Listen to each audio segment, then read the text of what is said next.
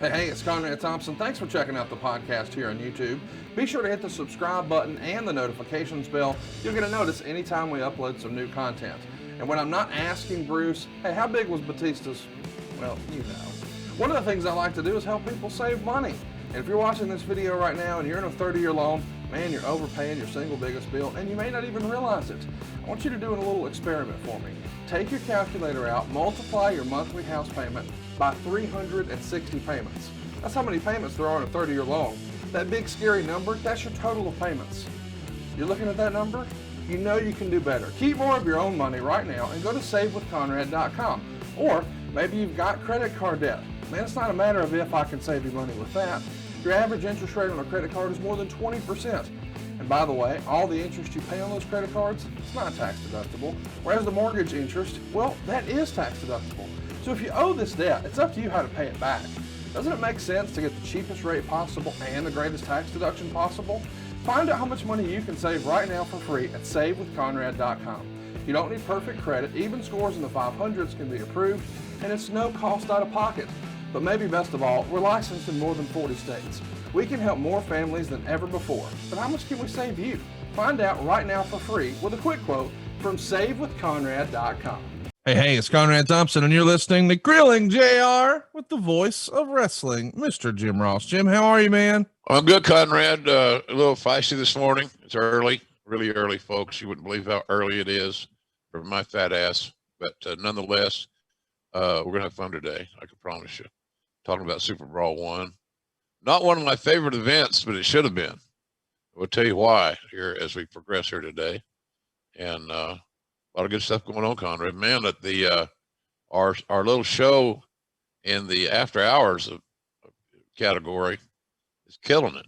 Oh yeah, absolutely. You're talking about the round table thing we filmed in Jacksonville with you and Eric and Tony. It's over at adfreeshows.com right now, and I've seen a lot of comments that say it's the funniest and best content we've put out yet. So you were right, Jim.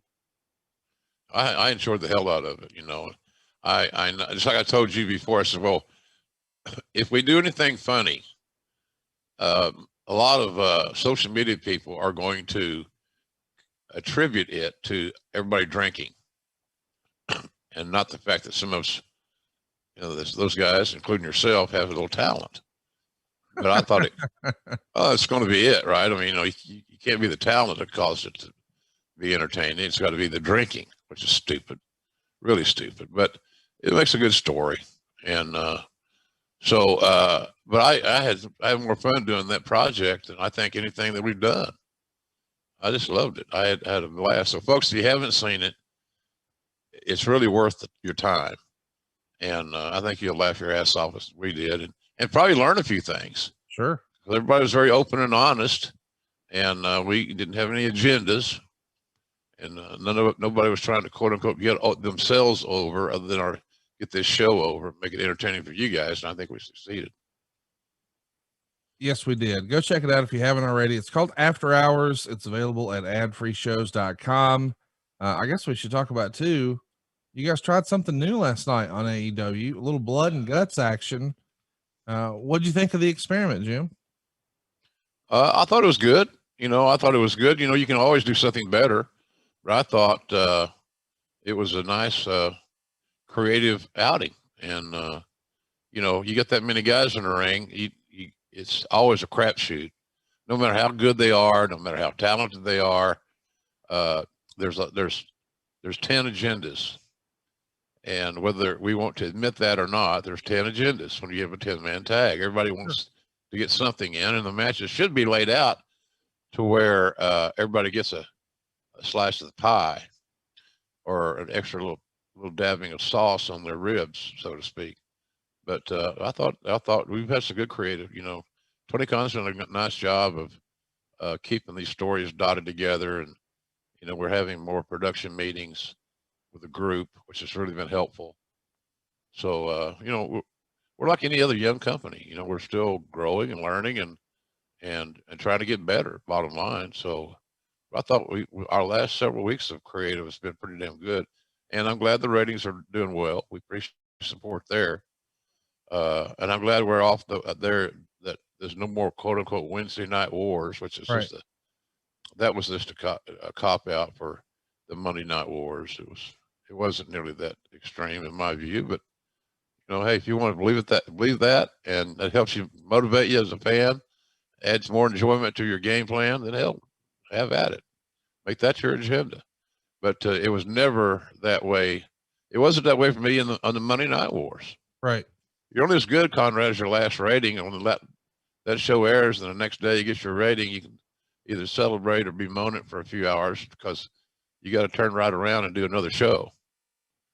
When you get those ratings, you're inside a week of doing another event that's measured, monitored by the minute and quarter hour and all that good stuff. So things have been pretty good, I think, in our world. And I know people are excited about any act touring. I don't know when we're going back on the road, but I got a sense it's going to be, sooner than later. I don't know what that exactly means. Right. So I don't have an answer. I know a lot of people thought, we talked about it here, and it was made it like it's a big scoop. They got a scoop out of the Grill and JR show. Well, I mean, doesn't it make sense, Conrad? You're a very astute businessman. Doesn't it make sense that an organization such as ours would want to go back on the road and in front of the live audience? Yeah. I mean, come on. Why would that be a mystery? That's what we do. And I think after seeing attending USC 261 here a while back recently, here in Jacksonville, it was 15,000 strong. Difference in night and day, man. The difference, because I went to a USC event there under the quarantine thing, and empty house, so to speak. Difference in night and day. It's like not even being at the same event. So I thought that that was a nice gesture for USC. It was very well managed. The COVID protocol was very visible. Everybody was very much aware of their surroundings in that regard. But you're never going to make everybody happy in that deal. Everybody didn't have a mask on. Everybody didn't do this. So, but I know getting into the building was not easy. You had to fill out a little questionnaire and all that stuff. So, and then I wore my mask until the event started. Then I took it off. But thanks to Tony Khan, we had 2 suites, and a lot of talent got to have some fun. So I thought that was kind of cool. It's well attended by our group. So it was good. It was good. It's been good. But I think, pardon me, going back on the road is a no-brainer for a wrestling company. When it happens and when the trigger's pulled, I don't know. So I don't have a scoop. But you guys, as many of you do, can just make shit up and use that for clickbait. And then you can say, oh, we were only kidding. Because I don't have the answer. You have the answer, Conrad? You know a lot of stuff. Here's what I do know. Tonight, Dark Side of the Ring is back on Vice. It's something that you contributed with. I think Eric Bischoff did as well. Episode 1 is Brian Pillman, 2-parter. I've been fortunate enough to see it, and my goodness, they have done another fantastic job, this time telling Brian Pillman's story. What do you expect to see tonight? I know you had a big role in this. I haven't seen any of the advanced copies. I will see what the audience sees, and not before, but I kind of like it that way. It's kind of like my philosophy of calling wrestling matches. I don't need to know every in and out, every dot of I, a cross of a T. I'd like to see it just happen and occur. So don't tell me more than you really perceive I need to know type situation. So I'm looking forward to it. I don't know what to expect. It's a compelling subject because Brian Pillman was a very compelling individual. Yes. He became my friend, and I helped bring him into WCW, and I, tried to manage him in that when he came to WWE, which was challenging. That was after Brian, his Humvee accident, and his ankle was fused. I think he realized that things are coming to an end from an in-ring perspective, which just did not fit him well. So I'm sure they're going to talk about that. It should be a hell of a show. Very compelling because it was all real, and I don't think I've ever encountered anybody quite like Brian Pillman in my tenure in the wrestling business. Yeah. He had it, and he had courage, and he wanted to be a non-traditionalist and carve a new path. And by and large, he did that. But he sure as hell didn't want to be getting out of the ring when he did. And then becoming an announcer or whatever else role might be there. I just thought it could be like when we found out how badly he was hurt. I think he could have been the next Jesse Ventura, Jerry Lawler type color guy, but and with an edge and with a more modern presentation. But boy, he looked at that as almost insulting. So it should be a hell of a show, quite frankly. I'm very much looking forward to it. I have my DVR set to record all those shows. I normally watch them live, but I certainly don't want to miss one. So it's probably not a bad idea to back up your DVR with Dark Side and enjoy it. Those kids have done a great job of editing and searching out content, interviewing people that are important to the telling of the story. So it's good. You guys have done a good job. I like those, what do you call the little, well, you're sitting there with the... I get it. It's a wrestling podcast, but he's saving us money on our mortgage. Do you really trust this process? The reviews don't lie. 5-star review after 5-star review. We make it fast, we make it easy, and it's no cost or obligation. Give us a shot to earn your business. I'm telling you, you'll be glad you did, especially if you like keeping more of your own money. You don't need perfect credit or money out of your pocket, so what are you waiting for? Hurry to savewithconrad.com. Our two buddies. Dark Side of the Ring Confidential. Confidential, yeah. So I like those. Those are interesting. They're interesting. Well, if you haven't already, go subscribe tonight. Set your DVR. It's Dark Side of the Ring, and it's Brian Pillman. It's 2 hours, and it's starting tonight on Vice. Let's jump into SuperBrawl, man. I'm excited to be here talking about this one. As you and I are talking, this was, nearly 30 years ago. This one happened on May 19th, 1991 from the Bayfront Arena in St. Petersburg, Florida. Bayfront Arena, pretty historical spot for wrestling, huh? Well, the giant Pac Song Nam and the American Dream, Dusty Rhodes packed out the Bayfront. Certainly we didn't with SuperBrawl I, but it was a wrestling event nonetheless. That was Gordon Soley for you. Anyway, go ahead. No, I love it. I love the old Tampa stuff, and it's such a rich territory. And yeah. Either way, 6,000 fans are here. The paid attendance is 4,887 fans for a total of $76,000. So listen, it's an okay crowd. We're not exactly going to set the woods on fire, but not much with WCW in 1991 was. And this is going to be a challenging year for the company. As we know, things are going to fall apart very shortly with Ric Flair, and he's going to be out of here. But there's a lot of great talent on the roster. So despite all the wonderful ingredients that WCW has access to, they just aren't quite putting it together. And that's what we're going to talk about today. This is obviously the very first SuperBrawl pay-per-view. This feels like a Dusty Rhodes idea, sort of playing off of the Super Bowl. He wants his own sort of super wrestling event, and he likes the idea of maybe the worlds colliding in the main event. A Japanese performer and an American performer in Tatsumi Fujinami and Ric Flair. Is this a Dusty idea, as best as you can recall? Was he the booker then? I believe he had come back in a booking capacity. Yes, sir. 1991. Well, that might have been, but I think the overriding agenda was to help create a working relationship with New Japan. That was kind of the bottom line of the whole damn thing, is getting access to their talent. We give them access to ours, as long as the schedules were mutually agreed upon and planned out in advance, where it doesn't adversely affect touring or booking or what have you.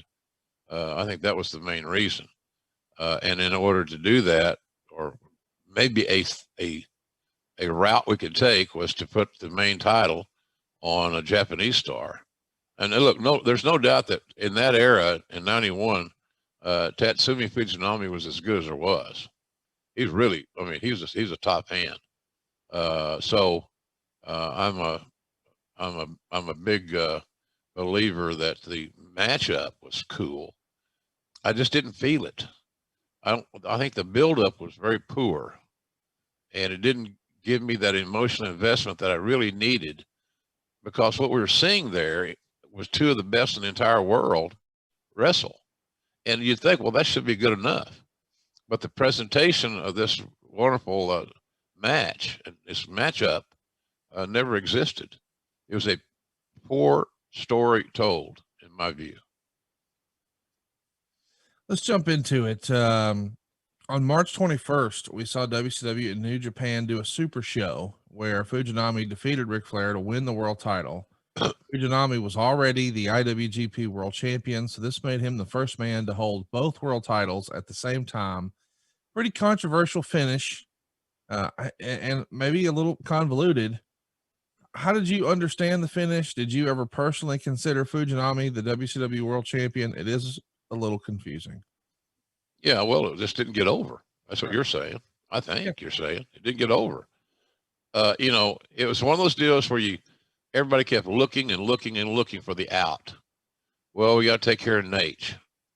Nate didn't really need anybody to take care of it. If you just let this stuff to Nate and said, "Hey, Rick, we want to put the belt for a short term on Fujinami, as it would help us create a better working relationship with New Japan. It gives you more quality guys to work with as we go forward. But to launch this relationship, we want to put him over in Tokyo.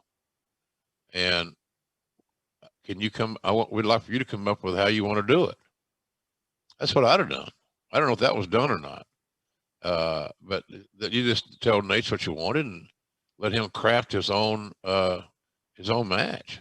I mean, my God, at that time he was, and for many times before and after, by the way, he was the best worker in the business. So could you not trust the best worker in the business to come up with a finish that it serves everyone's needs? I always believe that we overthought that thing immensely. I always believe that Fujinami should have won with his finish. Period. Oh my God, you can't do that. Jesus Christ, hell, that's Ric Flair. You got to have an out. Yeah, you got out wrestle one night, and for 3 seconds, the other guy was better. And count on your announcers, i.e., yours truly and Tony Schiavone, to tell the story and protect our guy, which we would have done. So I just thought it was a well overthought. We got to have an out. We got to have a screw job. We got, I don't know. I'm not big on the screw job shit. It's just run its course. Too many people know what's going on. Now we try to fool them by doing a hokey ass, screw job and tie. I don't, Conrad, I'll be honest with you. I didn't go back and watch this show because I don't like it.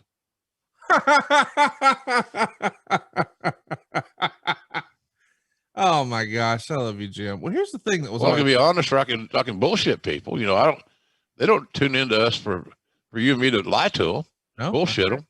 There's plenty of podcasts that do that, revisionist history and all that stuff. I'm just telling you how I felt about it. The event underdelivered. We're going to explain exactly why underdelivered as we go through this show, and then it will become obvious to most people that are objective, and would rather be objective than just be defiant. But anyway, Flair should have come up with a finish. He's the champion and he's doing the honors. Why would you want anybody else to help put it together? And I think other people were involved in it. So now you're just trying to come up with a finish that becomes a watered down version of what you really wanted it to be, so that you can keep Rick happy. And I don't think that's the way you keep Rick happy. Well, he got his way. Is that what he was looking for, to get his way? Or was he looking to do good business and the right business? I think the latter. What I'm excited about on this show is my fandom as a kid. I this probably doesn't hold up, but as a kid, man, there was so much great stuff on this one match in particular. Before we talk about that, though, I do want to talk about this New Japan relationship. It's more than just the main event, which is a little confusing, and maybe you don't recall, but the idea is Fujinami won the belt on March 21st, but Ric Flair took it back to America, and nobody really knew why. And the office was just like, just don't worry about it. So I guess we can't really worry about it because we don't really understand. Well, if the office doesn't give a shit enough to worry about, then why should we? Yeah. Right. I agree. So, yeah, I don't know what, I can understand the belt coming back. If Fujinami was not going to defend the title, and apparently that was part of the deal, he didn't need to have the belt over there. So I think that for security purposes, that the WCW did not want their belt to be in Japan with the champion because he wasn't going to defend it, and they wanted to control the belt. It got to become a lot of politics and, you know, a little bit of skullduggery and the art of the work, protecting your investment. Everything was amplified, and all it was, everybody involved became looking like dumbasses, quite frankly, because we're overprotective. We're coming up with excuses. I don't know, man.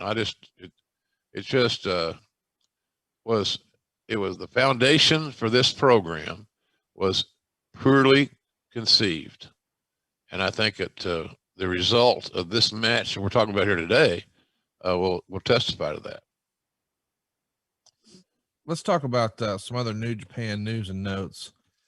Hiroshi, Hase, and Kensuke Sasaki will be coming in September and staying for 1 year. The real reason behind this is because Hase and Sasaki are being groomed by New Japan to make a comeback in late '92 as guys who are on top of the cards, but also so Hase can make contacts in the U.S., learn the American ways, etc., because Hase is going to wind up as one of the most influential office workers in New Japan and basically be Riki Choshu's right-hand man and handle much of the dealing and contacts with foreign talent.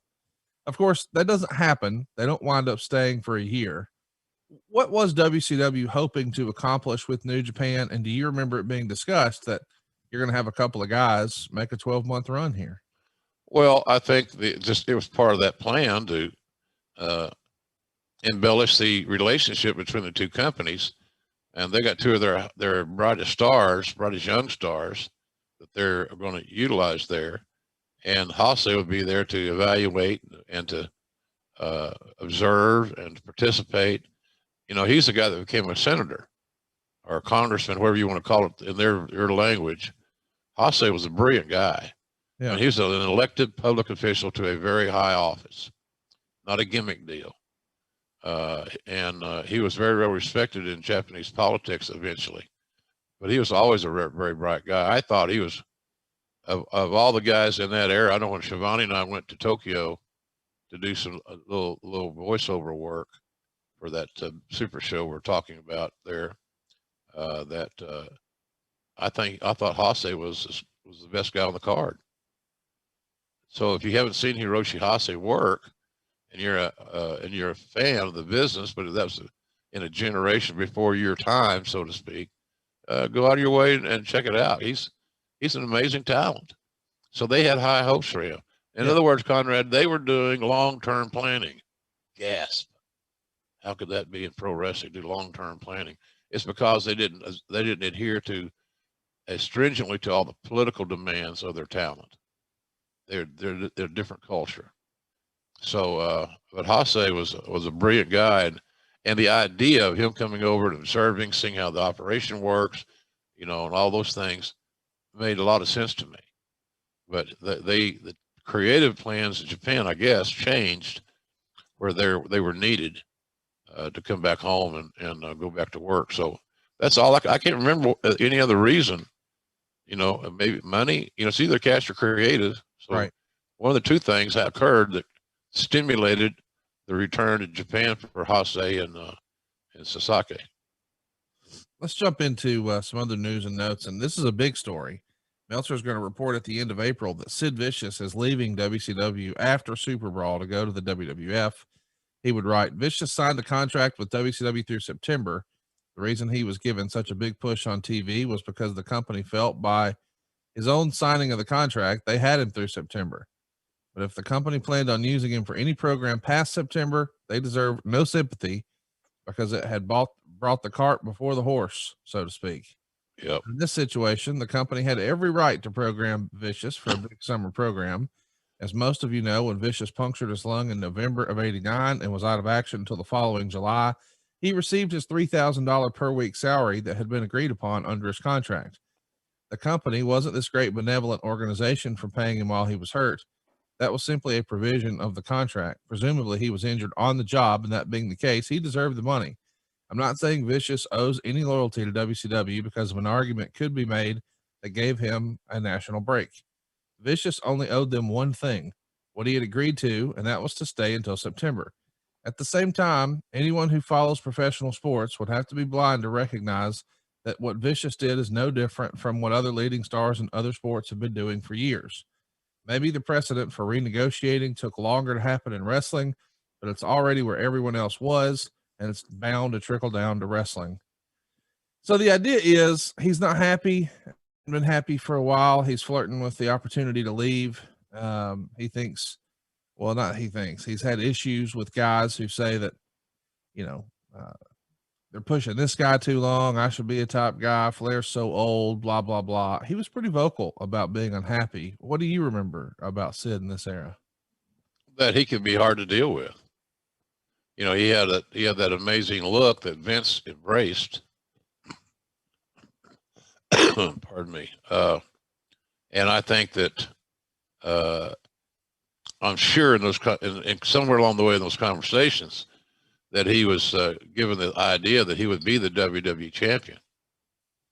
And so, you know, I that was attractive to him because it's the top title in the business at that time, and with it comes excellent money, more money than he'd ever made. Look, Sid was in the business to make money. That's it.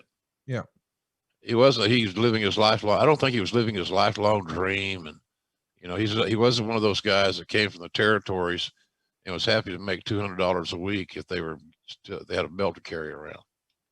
A lot of guys had that attitude.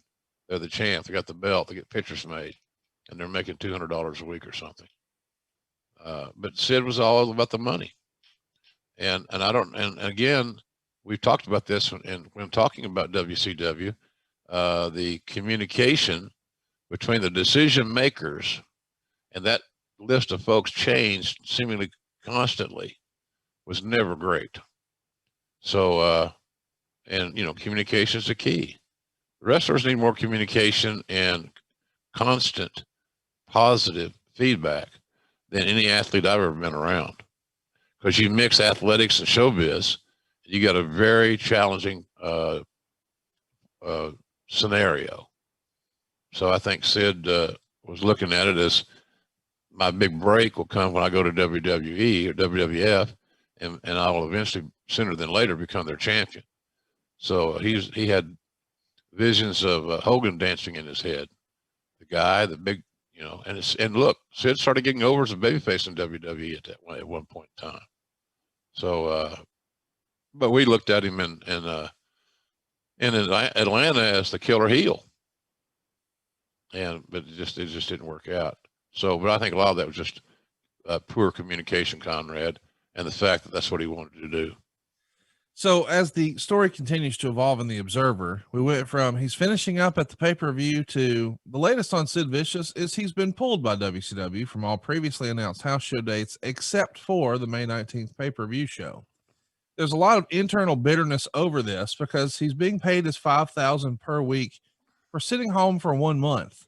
You can't blame him for that because it was a decision made by the company, but it does seem like he's getting one heck of a nice reward for walking out on his contract. The explanation given to me was the company feared that Vicious, if he were to work his scheduled dates, would suddenly become injured and thus get out of doing a stretcher job at the pay-per-view. One WWF official wanted to bet me that there was no way he was getting on that stretcher anyway. I didn't take the bet, by the way. This is a different time where, you know, wins and losses matter even more than they do now.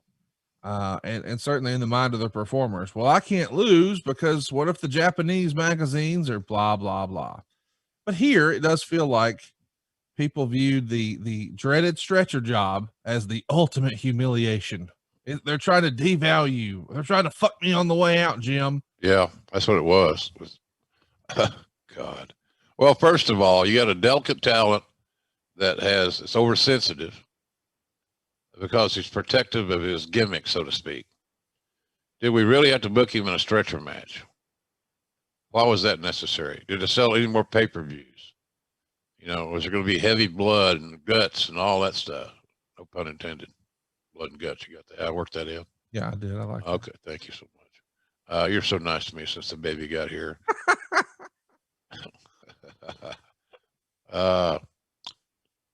But really, to get him to put somebody over on the way out was still the theory. But of course, we selected the most, for Sid, humiliating way of doing it. Now you can say, well, it wasn't that humiliating. Well, it was to the talent, and it's not about who's on Twitter or who's on the internet. It's about getting the match in the ring, getting it done to the best of our ability, and not putting on a stinker. And that could have been easily addressed and cured by simply talking to the talent. It's your last date. You've been getting all your money. We've kept our word. We've done everything we said we were going to do for you.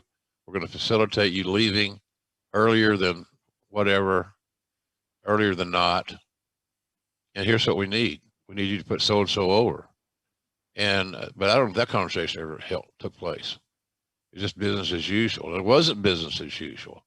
But when you got mostly wrestlers making decisions, they don't have any problem, wrestlers in power, using that muscle to squeeze a talent. Right. Because quite frankly, if you look at everybody on the WCW roster at that time, Sid had the brightest future because he had Mr. McMahon loved that look. And when Vince loves a look that like Sid, which is very unusual to replicate, everybody knows it's in the business. There are plans there. They're going to give Sid a chance to run with the ball. And then if he gets over, if he can stay healthy, he's going to he's going to make a lot of money. And he's going to have great bookings, great positionings on the pay-per-view, et cetera, et cetera. And he'll have the chance for somebody to say, it's live, pal. We're live, pal, Conrad. We're live, So I thought it was just handled wrongly. You got to look at every match and the personalities involved in the match. At least that was my theory, and try to appease them as best you can. If you could come to some sort of compromise, and that's not always been done in wrestling because again, we want to flex our muscle. We've got the pencil. We got the book. So that's kind of how I looked at that deal. I don't think all this is Sid's fault whatsoever. Let's talk a little bit about the rest of this war, if you will, between WCW and the WWF, because that's certainly what this is, where guys are trying to play both sides against the middle and keep their value high. Yep. Well, guess what? It's not just the guys, it's the arenas.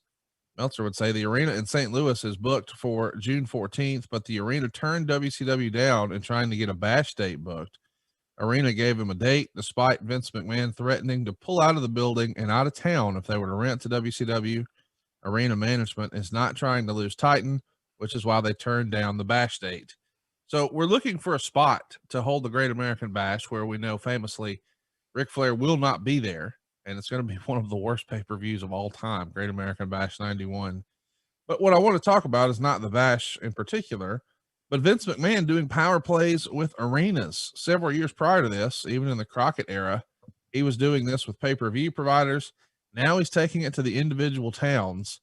What do you remember about this era where Vince started to do this? That was a giant pain in the ass. A lot of people in WCW's office overreacted. As if, well, goddamn, the business can't go on if we can't run St. Louis. Come on, let's go. Let's be serious here. Yeah. It was Vince being a very aggressive and relentless businessman, trying to quote unquote protect his side, his piece of the business. And it was nothing that anybody else wouldn't have done if they had the stroke. Watts would have done it. Eddie Graham would have done it.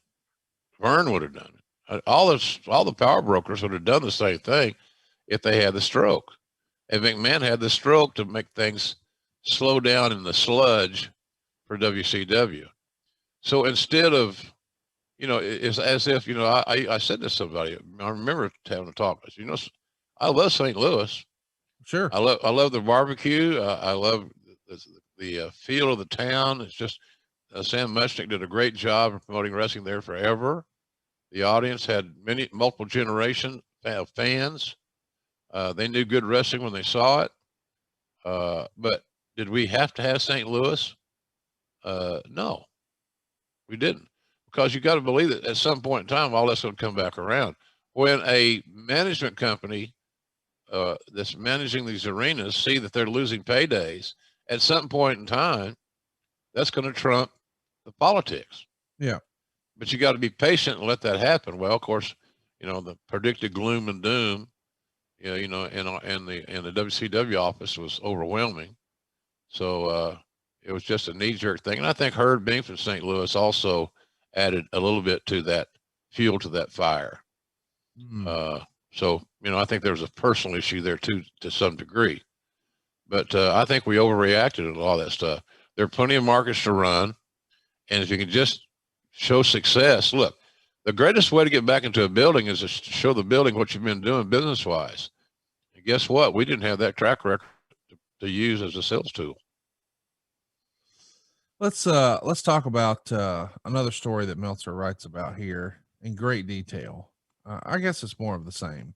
What could wind up being the biggest story of the year, or wind up being a non-story, is the result of the current poker game of sorts going on between World Championship Wrestling, Titan Sports, and several municipally owned buildings and the nation's largest building management company.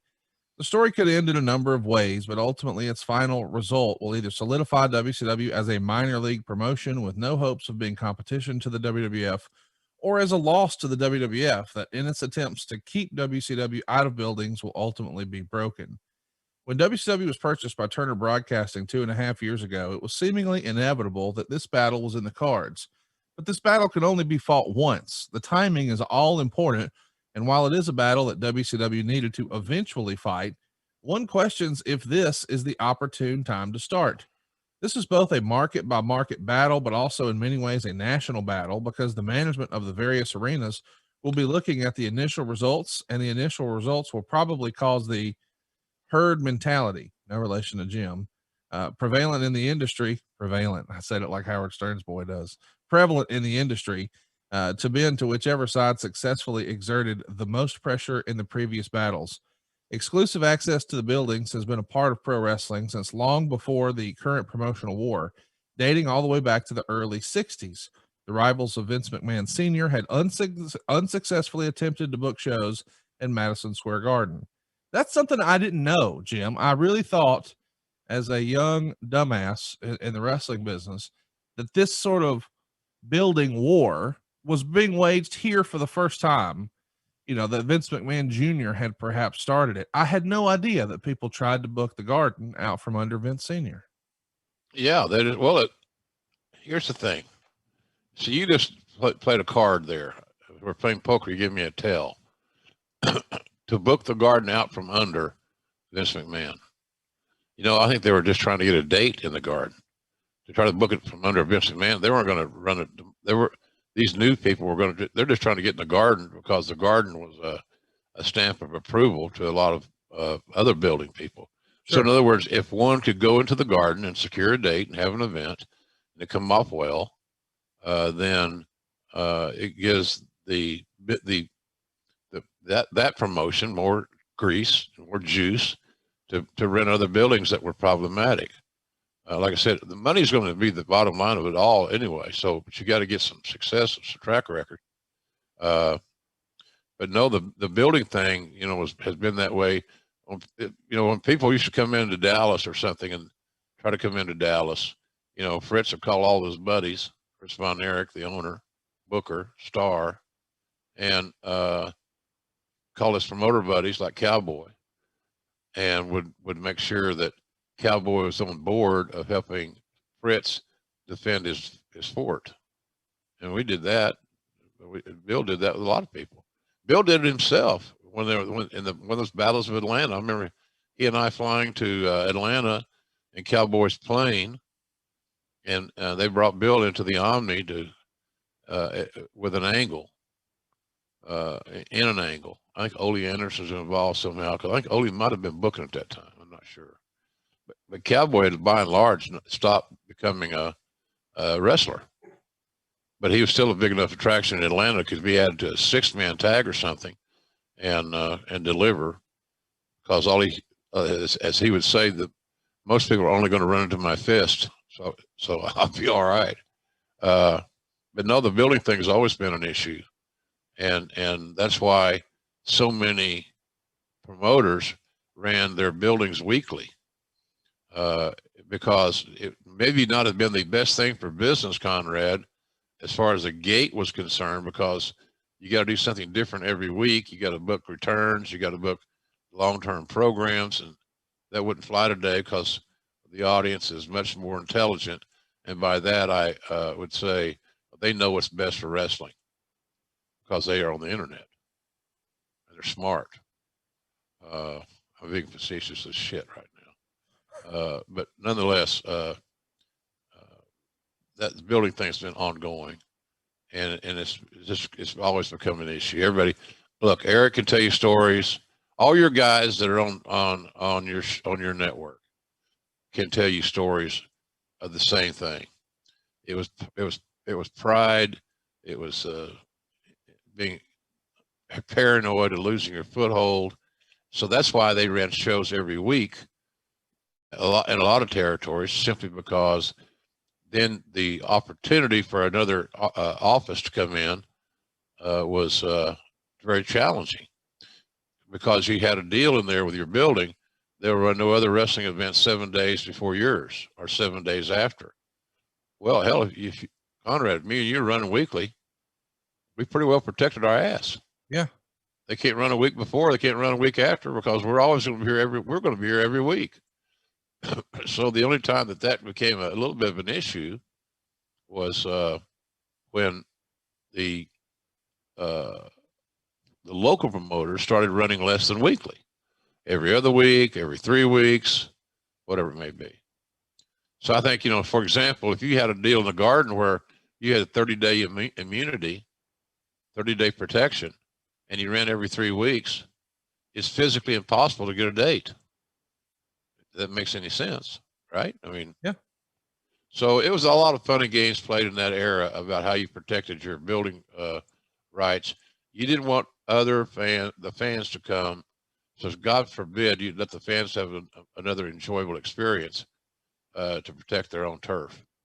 So that's kind of where I see how that building thing always evolved, and also it was so public that a lot of promoters couldn't handle the fact they lost. Right. In their mind, I lost because somebody now is going to run our building, and that's not what we wanted. It sounds to me like there was some local promoters that were very insecure, and they may not have been putting forth their best work because they were the only game in town, and that's what they wanted to create, that scenario where they were the only game in town, and then move forward. So it was interesting. I think WCW, and I was there, I thought we overreacted to that whole scenario, but let's talk about it, because back in '84, when Vince really starts to expand nationally, he does sort of break the unwritten rules, I guess, of the NWA and start going into these other towns and trying to book the buildings. But a lot of those building managers have longstanding relationships with the promoters. So as a result, the WWF would have to run the smaller sort of B building in the town. Eventually that changes, of course, and now they've pretty got run of the place. But Jim Hurd is pushing back here. Quote, if Vince can't live with the free enterprise system, that's tough. His mistake is that he might have been able to break all the regional promotions, but there's no way he can break Turner Broadcasting. It's inconceivable for him to even think he can, but he apparently doesn't understand that. And Meltzer would say, while nobody from Titan can talk on the record to the Observer for obvious reasons, one source said, this is a war and they'd better realize that when it's over, we're going to win. It does feel like it's a big fight about nothing. Yeah, big egos. That's what it was about. Big egos and those that didn't understand how a quote unquote wrestling war was going to transpire. I've always found it kind of humorous. It's a wrestling war. Shit. A war for what? What are we warring about? And you know, and it also causes people to pick sides. I've always thought that was one of the saddest developments in recent years in our business is that people have picked sides. Fans, you mean? Fans, yeah. Yeah. Fans have been forced to take sides when our beloved business is more often maligned than not. And that, you know, we need every break that we can, including all the fans, to support all the companies in whatever way they deem necessary, appropriate. Right. So it's just, I always thought that was a piece of shit decision and positioning because it alienates fans. The fans got outsmarted. Why? It's pro wrestling, Conrad. Come on.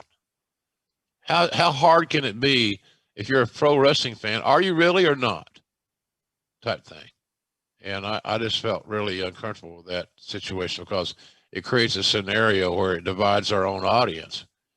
And we didn't have the audience, we in the business in general, didn't have the audience that let it be fragmented at our own volition.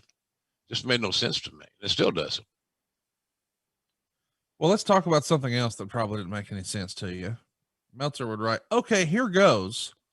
The characters of Oz and Merlin the Wizard will be introduced on the pay-per-view. There'll be a stage set up, which is supposed to be Emerald City, and they'll have Dorothy, Tin Man, Scarecrow, Cowardly Lion, and a cast of munchkins. I'm not making this up. Of course, Oz is going to be Kevin Nash, and there's been lots talked about over the years about this, and people have been pretty critical. But I believe sort of behind the scenes, this coincides with Ted Turner acquiring the rights to the Wizard of Oz, and he's going to sort of remaster it. And it's going to be something that's a part of Turner's library as he starts to expand his Turner Classic Movies initiative. That wound up being a really sound business plan for Ted, but wrestling fans may remember this sort of crossover attempt as a little nonsense. Yeah. Well, you know, you got a 7-foot athlete, and Kevin Nash who could talk, and then we saddled him with that gimmick, and it was all motivated exactly by what you said: Turner Classic Movies, Wizard of Oz. You know, it was a show of support to the company that we're supporting your efforts in your movie thing. We're even going to have a great character that's going to be able to promote that in a very subliminal way at times. And it was just horrible. Sometimes you see talents who can really work and some that can't work, but it doesn't matter because they're giving gimmicks that have no chance in hell getting over. It's impossible. People are going to roll their eyes upon the entrance. And when the eye rolling starts, you know, you're starting to get it flushed right down the toilet. And that's kind of what we saw there with Oz. Nobody believed in it. It was awkward. And it was created for the wrong reason. I don't have any issues with us trying to promote Turner Classic Movies. But there's got to be other ways to approach that creatively that would not have had, you know, an athlete. You know, you can't replicate size. Right. And Nash had size, and he had, for all of his knee surgeries and all those things, you know, he was mobile for a big fellow. And the other thing, you know, that I learned was he was a bouncer at one of the strip clubs there in Atlanta. And I used to attend that, believe it or not, and go in and have a beverage. But I would join Kevin in conversation. I said, God, this guy's smart. He's really good. And then soon thereafter, I would start my radio show there on WSB, and he was a guest because he was local and had no issues coming into the studio. And so in-studio guest is much better than a phone guest. And So he would come in and we'd talk about the business and him and so forth and so on, sports. So I said, this son of a bitch has got a brain. And here's what we put in this costume that's hideous. I didn't get it. Again, trying to serve the masters, even if you're serving them shit. Here's your plate. Oh, by the way, when you take that little cover off, it's a big turd. Chicken fried if you want it. You know, we can grill it for your health nuts. But at the end of the day, it's still fucking shit. End of story. How involved in this process was Dusty Rhodes? I think there's a pretty famous story out there of Kevin Nash being explained what this is going to be by Dusty. And he points out that Oz isn't a person. Oz is a geographical place. Like it's a place on a map. It's not a human. It's not an individual. It's not an entity. And Dusty's like, well, you're Oz. Well, I've heard those stories, and I'm sure there's a lot of credence in them. I think Dusty felt like he had done his job of creating a character that could promote another subsidiary of Turner Broadcasting. He had done his job. And I think probably in his mind, he had done all he needed to do as the booker. But it was just a bad idea. There had to be other ways to cross promote from the wrestling to the movie world better, like a clip in a movie, or maybe some two talents taking 60 seconds and reenacting a scene with some little dialogue in it, some fun, not to be taken seriously. You know, we wanted the fans to take Oz seriously, and really, I mean, God damn it! Think about it now; it's not even feasible. Let me ask, in terms of being funny though, like, you know, I actually asked Mr. Hurd when we did our conversations with Conrad over at adfreeshows.com about the other long-standing rumor that perhaps one of the original plans here was to change Ric Flair's persona up a little bit, throw an earring in, cut his hair, make him dress up like Spartacus, because they had just gotten the rights to that movie as well. And Hurd said, there was never any real plan for that. We were just fucking around in a meeting joking like, well, goddamn, what if we made Flair Spartacus? But it was a funny tongue-in-cheek joke that guys that Flair specifically had ran with as a, can you believe this? You and I have never spoken about that explicitly. Do you recall that being a serious thing or something that guys were just bullshitting about killing time? I think it was kind of ripping on the square. In other words, if Rick had gone for it, to change his hair, haircut, earring, blah, blah, blah, whatever, then I think the plan would have moved forward. But there's no way in hell he was ever going to sign off on that deal. No. And anybody with any common sense or wrestling acumen would not have either. So it was, I think it was one of those deals where you know, he might like it. And of course he didn't like it. He was offended by it, that you'd want to change the greatest wrestler in the world's appearance. And that stuff, his robes, his hair, that's all signature Flair stuff. Right.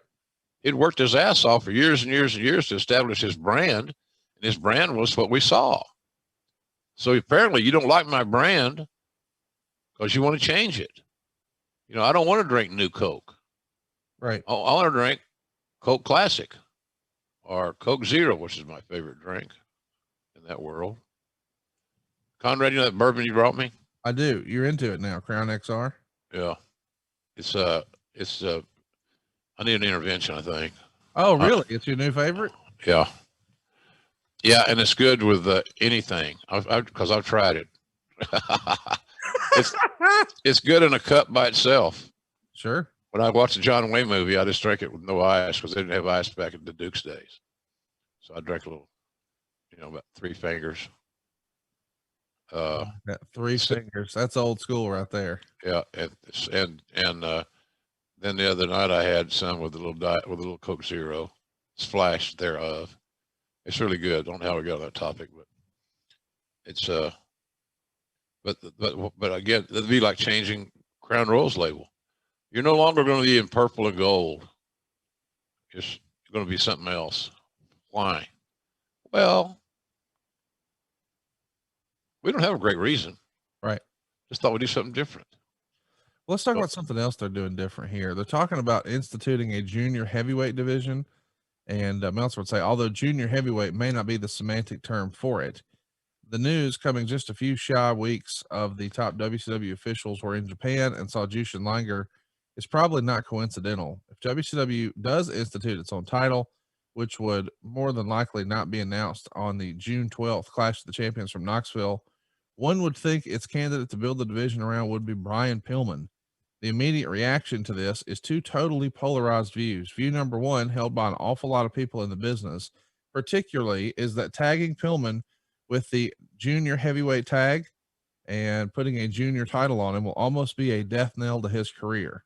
Another, held by those who have seen the division used viably, particularly by New Japan, is that this is a move that will open up a new level of excitement to American pro wrestling.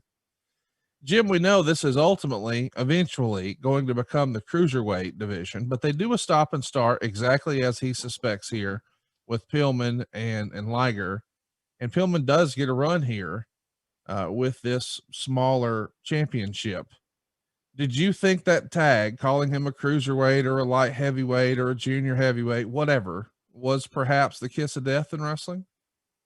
I think it was the wrong way to go. I think because of the audience had outgrown some of the terms. In other words, junior basically equates to less than a heavyweight. Yeah. And it reminds us boxing. I don't mean to cut you off, but boxing in this era, Jim, it was all about the heavyweights. Yeah. It was all about Mike Tyson. It was all about Evander Holyfield. If it wasn't a heavyweight fight, it was considered less than in this context. Now that's going to change. It wasn't like this before. It won't be like this after, but going back to the Ali days and Jack Dempsey, and now we're in Mike Tyson, it feels like, hey man, it's heavyweight or bust for box office, right? Yeah. A lot of talents were very uncomfortable being categorized as a cruiserweight, yes, or a lightweight, light heavyweight, or whatever.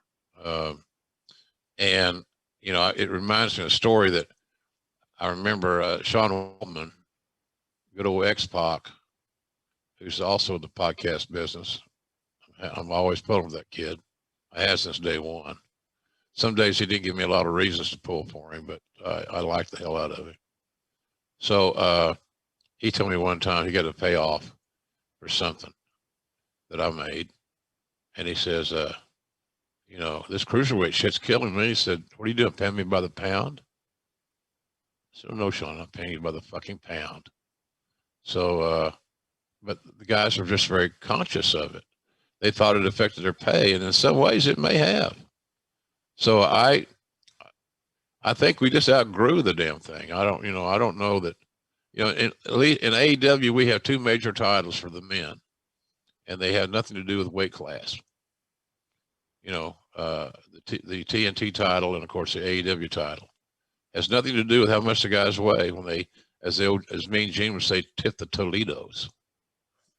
There's none of that there. So I think that's a better solution than where we were trying to go back then. I understand it was back then, but a lot of the talents, when they knew they were going to be put into the cruiserweight, junior heavyweight, like whatever term you want to use, area, that's where you're going to reside. They quickly wanted to find a real estate agent and move, because they just felt like it was the kiss of death, and they were never going to be considered as formidable as a heavyweight, and therefore would lose. They weren't going to headline any pay-per-views. They're going to be support staff, and they're going to be paid accordingly. And most of them didn't want to be put in that kettle of fish. Let's talk about you. Jim Ross will be starting a weekly radio wrestling call-in show on WSB in Atlanta, 7:50 a.m., a clear channel, 50,000 watt stations, according to the station publicity. It can be heard in 38 states at night. The show will air from 9 to 10 p.m. Eastern time and start tentatively the first Sunday in June. This is a big deal. WSB is a huge station. What do you remember about this? I was very excited about it. You know, I had a good rapport with WSB, You know, they hired me to do Falcon football in '92. So I had a good relationship with them. And then I pitched the idea to the general manager. I said, you know, because what my lead-in was during part of the time was the Larry Munson show with the Georgia football coach at that time, Ray Goff. I believe Ray Goff was the coach. So Larry would be my lead-in. So I would come in and follow Larry, which nobody followed Larry. God, come on. One of the great voices in college football history. And he was a character too, boy. I love being around him. But in any event, I sold ads. I bartered the show. I said, I'll provide you a show and you provide me the airtime. I didn't get any on-air promotion that I'm ever aware of. Too bad Twitter wasn't available then and other social media forms. But the show grew exponentially, and they had this meter that if you called in or attempted to call in, it registered it. So you knew how many callers you were getting. And it was incredible. I was astonished. But it was the first time that a wrestling audience on a mainstream radio station had the opportunity to interact and participate. So it was a cool thing. The only thing that stopped that was when I left and went to work for McMahon. And that's part of my pitch to him. You know, the audio part of this, the audio component of what we do for a living is marketable. And hence, we see all these years later, guys like Conrad and myself and many others making a nice little piece of change because we have this audio show to talk about and be on and promote. So I had a good time doing it, and you know, toward the end, I got a little froggy as far as, you know, having events on and all that stuff. Our pal Bruce was one of the major. He helped facilitate a lot of that because, you know, he likes to stir the shit too. So we did. We stirred it, and but it was kind of cool. I enjoyed doing it. And there were times when I was doing Falcon football at the same time, and we have an away game. And I'd have Shivani on standby. Shivani was the guy that, when I wasn't available, Shivani sat in and did a great job. So it's funny how some of the things in your ad-free networks, not that this was a catalyst for it, but it shows that audio wrestling can work if it's presented correctly. Yes. And I thought we presented that show correctly. It was very caller-driven. I had no issues getting guests. Most of them were on the phone. You know, I had a producer. I didn't have to do anything but hit the button and go. So it worked out real well. So that was a very fun experience. And by the way, you know, I know Dennis Brent in Dallas has, he recorded all those shows. And how about this for a well-timed announcement? Tomorrow, we are going to drop the very first archived episode of Your Old Radio Show on WSB right here on adfreeshows.com. Wow. So if you want to hear some of that old radio content from way back in the day, 30 years ago, just check out adfreeshows.com tomorrow and check out episode 1. Good job, Conrad. That's a good get for you, I think. Because over the time, we had a lot of great guests on there. Yeah. That are still relevant as far as in the purview. They're not just, JR had Stanislav Sabisco on. He was 88. No, we didn't do that. My point is there are a lot of guests on there that were relevant then, and their image and their legacies are still relevant now. So I think that folks are going to enjoy that. That's news to me. I'm glad to hear it, Conrad. Good job. Tell me a little about some more good news. Our boy Brad Armstrong is finally getting another shot on TV. It feels like we've tried him a few different ways. The latest iteration is as Fantasia, a new member of the Freebirds. Tell me about this idea and why Brad was the right guy to be Fantasia, or was it more, let's find something for Brad to do? Oh, I think that was this screams of Michael Hase. Yeah. Michael was the creative brain trust behind the Freebirds over the years. Certainly not to say that Terry Gordy and Buddy Roberts didn't contribute. They did, but they fulfilled a different role in that trio than Michael. Michael was the idea guy, and Michael was the talker. By and large, he just set the other guys up to say a definitive statement. So this is just screams of Michael Hase. And the second thing is that within the fraternity of wrestling, everybody on the inside knew how great Brad Armstrong really was. It's just something about the fact that when the red light came on, he did not exude the overt charisma that you would have hoped for. His charisma level was not equal to his in-ring bell-to-bell level. So that means, well, maybe you put him in under a hood. And God, we tried that. The thing about it was we want to get him in the game. The respect for Brad and his work ethic, his character. He was very liked in the locker room, funnier than hell. And again, you've heard this before. If he could have been as funny in front of the camera as he was in the locker room or wherever, he would have made a fortune, because his work was exquisite, and in my view. So that was a Hase idea. Add something, a new wrinkle to the birds, and see if they could get it over. And unfortunately, it didn't quite make it.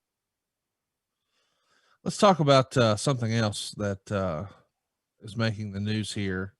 The B team guys worked on Saturday night in Rainsville, Alabama, and had to drive all the way to Rock Hill, South Carolina for a Sunday show. And when they got there, the show was canceled. Why? The ring never arrived. Apparently, the guy in charge of delivering the ring forgot about the show, and WCW has since forgot about keeping him employed. This is maybe the most WCW story ever. We got the boys there. We got the fans there. We got tickets sold. We got a building. Oh, we forgot a ring. What the fuck? Yeah, I know. It's embarrassing as hell. But that's, again, shows the lack of organization and communication. It's funny how we come back to that quite often, talking about WCW, but the communication there was not good. And obviously it's embarrassing. So, yeah, I remember that happening, and I couldn't even believe it. I said, oh, bullshit, come on. No, there was no ring. There was no show. And I don't know how many people were in Rock Hill that night. So, but everybody had to go home. And it's disappointing. It hurts the town, hurts the brand. But if it didn't immediately, it affected all of us that worked there. However, many that worked there, that they just didn't give a shit. If it didn't affect their area directly, if I was booking that, or I was involved in the booking of that event, I'd be embarrassed as hell. It's terrible. You abuse your talent. I wonder if they even got paid that night. They should have got their paychecks. They should have been paid. How anything else could be even considered would be ludicrous in my view. But we did a lot of ludicrous things there at that point in time that added to the frustration of many of us that were working very hard and made commitments and moved and, changed our locations of our home, all those things, selling homes, renting, staying in a hotel, shit like I did. It's just, it was disheartening, and the basic things couldn't get repaired. The fucking ring didn't make it to the town. Really? How does that happen? And then you go back, well, who's in charge of that? Then you find the missing pieces of your organizational chart. Oh, this is his job. Well, nobody told me. Right. It's that excuse making. So I remember that very vividly, and I don't think it ever happened again, but once is too much, obviously. Right. Sure. Well, let's talk a little bit about some other news and notes before we jump into the show. Here's a big one. Steve Austin with valet Veronica Lane, aka Robin Smith, will be starting here shortly. Boy, he's going to be in for the ride of a lifetime. What do you remember about seeing of Steve's before he came over? Of course, he had been in Dallas and everywhere else. When was he first on your radar, and what did you think of this acquisition? Well, he hit my radar in Dallas because, again, living in Oklahoma, part of that time of this WCW stuff before I moved, sold my house, lost 25 grand, and moved, was Dallas. And I said, that kid's a star. He's going to be a star. Let's look at him. The way he moved, his instincts were great, very athletic, looked good, looked believable, looked like a tough guy. So he was on my radar then. So then when we got to Atlanta, that was one of the, the booking committee that I was involved in.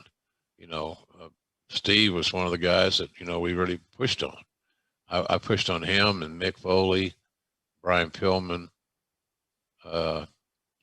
and all those three guys, especially I recall, bring them in, let's get them going. So it was, he was a star. You knew he was going to be a star. Now, I don't know if the other guys did or not. When you got people on the booking committee that are decision makers and they're active participants, they don't see some of those things as quickly as some of us that have no dog in that hunt. In other words, Steve was not wanting my spot. And if you're on the booking committee, you're always protective of your spot. Your spot is more important than the success of the company. And that's the egocentric way that it is perceived back in those days. So, but anyway, he was a star from the get-go, and I thought he was going to be great, and it seemed like it worked out that way. Just to recap, we got Oz coming in. Well, not coming in, but being adjusted. Kevin Nash is getting a fresh, as Bruce likes to say, paint of coat. Coat of paint, yeah. And so is Scott Hall. Yeah. Meltzer would say also at the taping, but in a dark out tryout match was the Diamond Stud, managed by Diamond Dallas Page. He worked like Scott Hall, although he did have a nice version of the power bomb as the finisher, which got a good reaction. And of course, he's describing the Diamond Stud as Scott Hall with slick back hair and an earring. Still, you've got some pretty big time talent right here coming in all at the same time. I mean, we didn't even mention in that list I just made Jushin Liger too. WCW may be short on creative and good ideas, but boy, they are not short on talent here. Didn't seem that way, but let's be honest too about this. The Razor Ramon persona blew the Diamond Stud gimmick out of the water. Yeah, of course. Wasn't even close. So I don't know how much you judge the Diamond Stud and Scott Hall's portrayal of this individual, because I didn't think it was a great representation of Scott. 6'7", 275, 280. And of course, we're looking for gimmicks. And he was a gimmick. And so in a good way. I mean that in a good way. So I just thought Scott Hall was a whole lot better name, persona, more natural, more organic than the Diamond Stud. But Dallas always had a nice level of influence with a lot of the decision makers there, and he and Dusty were buddies. So this may have been a way to help Diamond Dallas have a better position in the game, thanks to his friend Dusty, and to give it a try. And I wasn't against giving it a try. But Page is 6'4", 5", or whatever he is, a tall guy. It's just hard. It was just hard for me to equate that becoming a manager. And eventually he got rid of that anchor, I'd say, and became a hell of a hand. Let's talk about a bit of another famous building. We talked about buildings earlier. Well, how about the Kiel Auditorium? This is the final event ever. It happens in St. Louis, April 27th. It draws 3,200 fans for a $36,000 gate. Any favorite memories of the Kiel Auditorium? Oh yeah.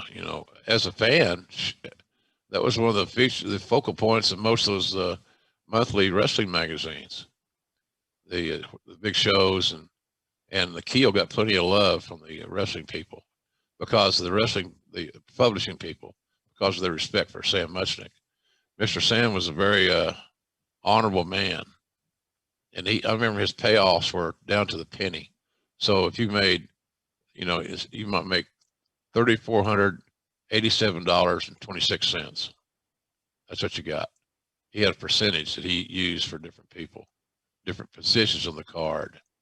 So the main event guys got 3% of the net after the gross, after taxes, in other words. So if the house netted $100,000, you're the main event, you made $3K. Unless you're NWA champion, you might make a little bit more. So, but Sam had a formula that the guys knew, and it wasn't what you would say discretionary. Conrad, it actually had a formula, and so that's what he paid guys that way, and everybody loved going to work there because, much like Paul Bosch, he had that old school formula, and you knew what you were going to get if you were a main eventer or you weren't. So I have a lot of memories of it. I think the best memory for me, I got to call a match in there, that Black Scorpion thing was at the Keel. And that's the first time I think that was the first time I ever worked in it. And it was a pay-per-view there. I remember Stan Hansen and Luger, and then Black Scorpion versus Sting. It's me, Ole. So there's that. But yeah, it was like the Madison Square Garden of the Central Time Zone. It was historic. Was that building? And of course, it's Jim Herd's old stomping grounds, and yeah, he's on the 900 line in this era, saying the number one priority for the company is to deliver TV ratings for TBS. And he also indicates the reason for the name change from NWA to WCW was strictly on the advice from their attorneys, who decided it's the best way to avoid any lawsuits from an ex-NWA promoter. And boy, he's making the rounds here. It makes the news here. Big Van Vader nearly quit again this week over a contract impasse with Jim Herd, but they seem to have worked things out. Seem to be very qualified, because there have been several contracts that have seemed to be worked out here, and something somehow always comes up. The holdup wasn't money, but Herd wanting Vader to sign a 4-year worldwide merchandising rights contract, while Vader only wanted to sign for 1 year and only give up merchandising rights in the United States. The verbal compromise was an agreement for the U.S. rights for 18 months. Do you remember this being an issue, merchandising rights? Yeah, over nothing. Yeah. Nothing from nothing leaves nothing. Yeah. There was no protecting what? I understand, well, if we grow and everything was centered around the Japanese market, because where else was Leon going to be selling merchandise other than Japan, in addition to North America? It was a wrong hill for our management group to die on. There's no reason for it.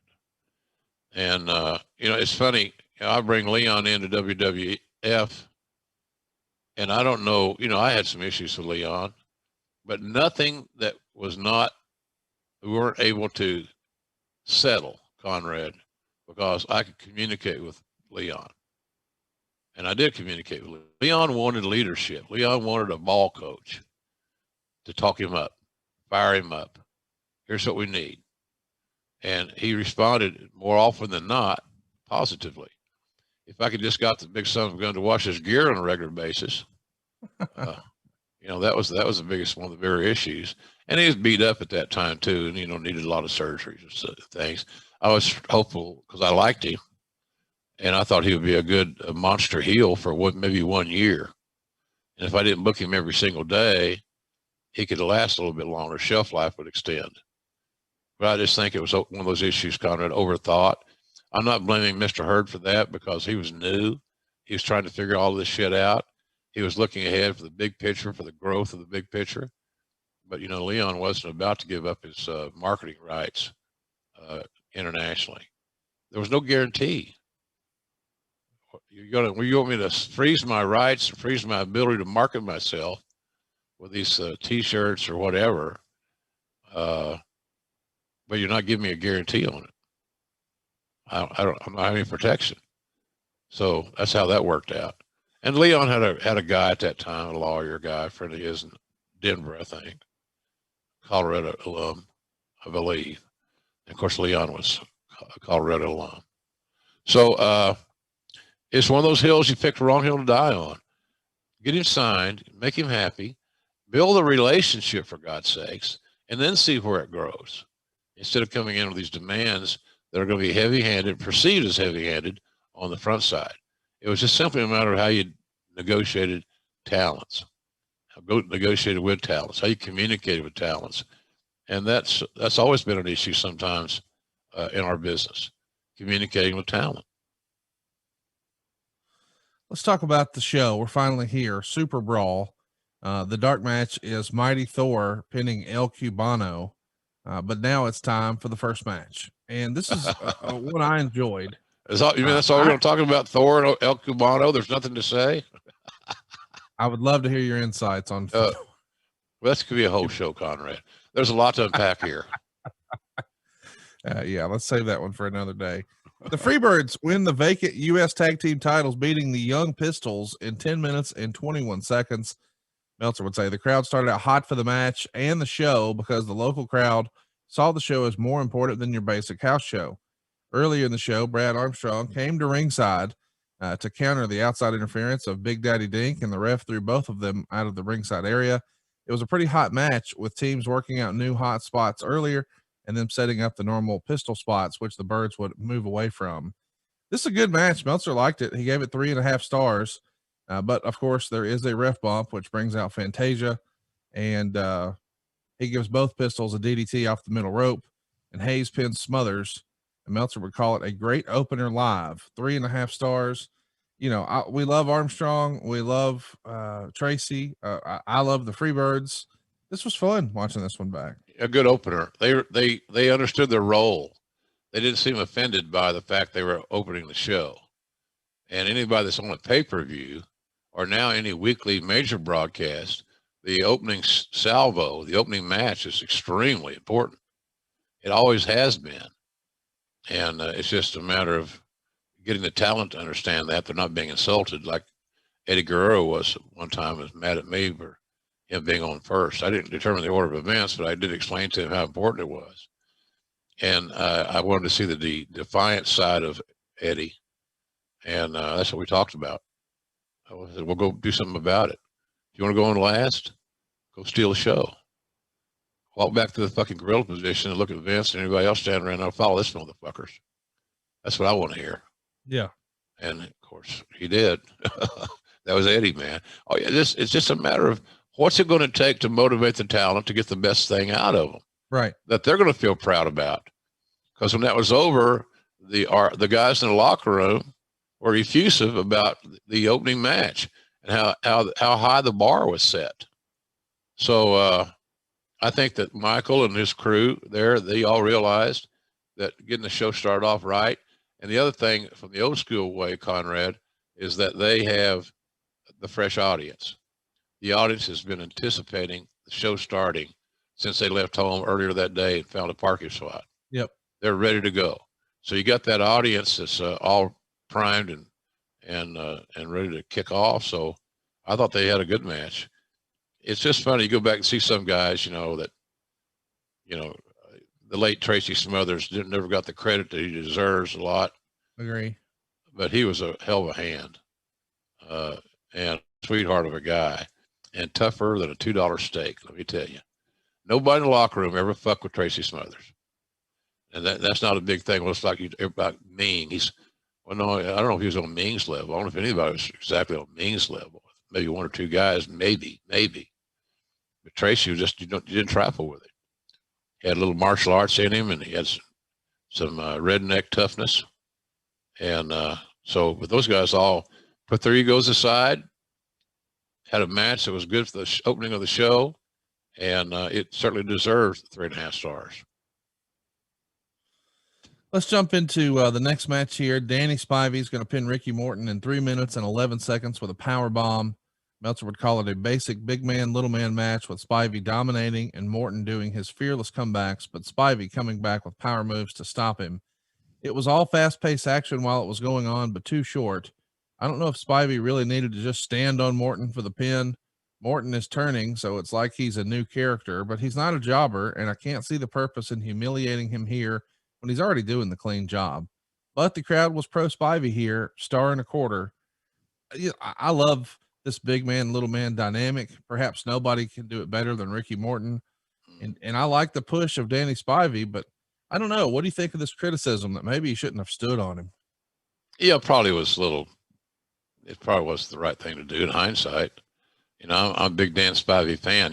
Nobody loved Waylon Mercy more than me. I thought Danny owned that character. And, he's another one of those guys, a la Leon White, Vader, that I wish would have gotten a little earlier, because he was beat all to hell, old Danny was, from all those years in All Japan and the proverbial strong style. So but I would have said that probably wasn't necessary. I'd have gone for some kind of cover. And, you're right about Ricky. Ricky could make anything good. And, but it was one of those deals where we got to freshen up Ricky. Okay. What was wrong with the Rock and Roll Express? What was wrong with those guys? Right. But the power bomb should have been followed by a cover, in my opinion. But, I think, they were booked to fill a little bit of time, and that's pretty much all they did. Both guys had better matches in them, but that wasn't the script they were provided. Here's what we want done. Spivey over cleanly and decisively. And nobody's better than selling and setting up a big finish than Ricky Morton. I would say to this very day, he's still in that conversation. And I'm happy he's got his wrestling school, the School of Morton. And I'm anxious to see I hope that AEW somewhere down the road takes a good look at his son Kerry, because he's growing and maturing and physically getting bigger and learning to work. And he's got some of his dad's genes in him. It'd be worth a look, I believe. But nonetheless, Danny should have covered Morton after the powerbomb. Let's talk about the next match. Nikita Koloff pinning Tommy Rich in 4 minutes and 7 seconds with the Russian sickle. Meltzer gave it 1 star and said, for what it was okay. Nikita Koloff is not exactly the Nikita Koloff we saw a few years prior to this. What did you think of this sort of second act for Nikita? Well, I thought this match was a space holder.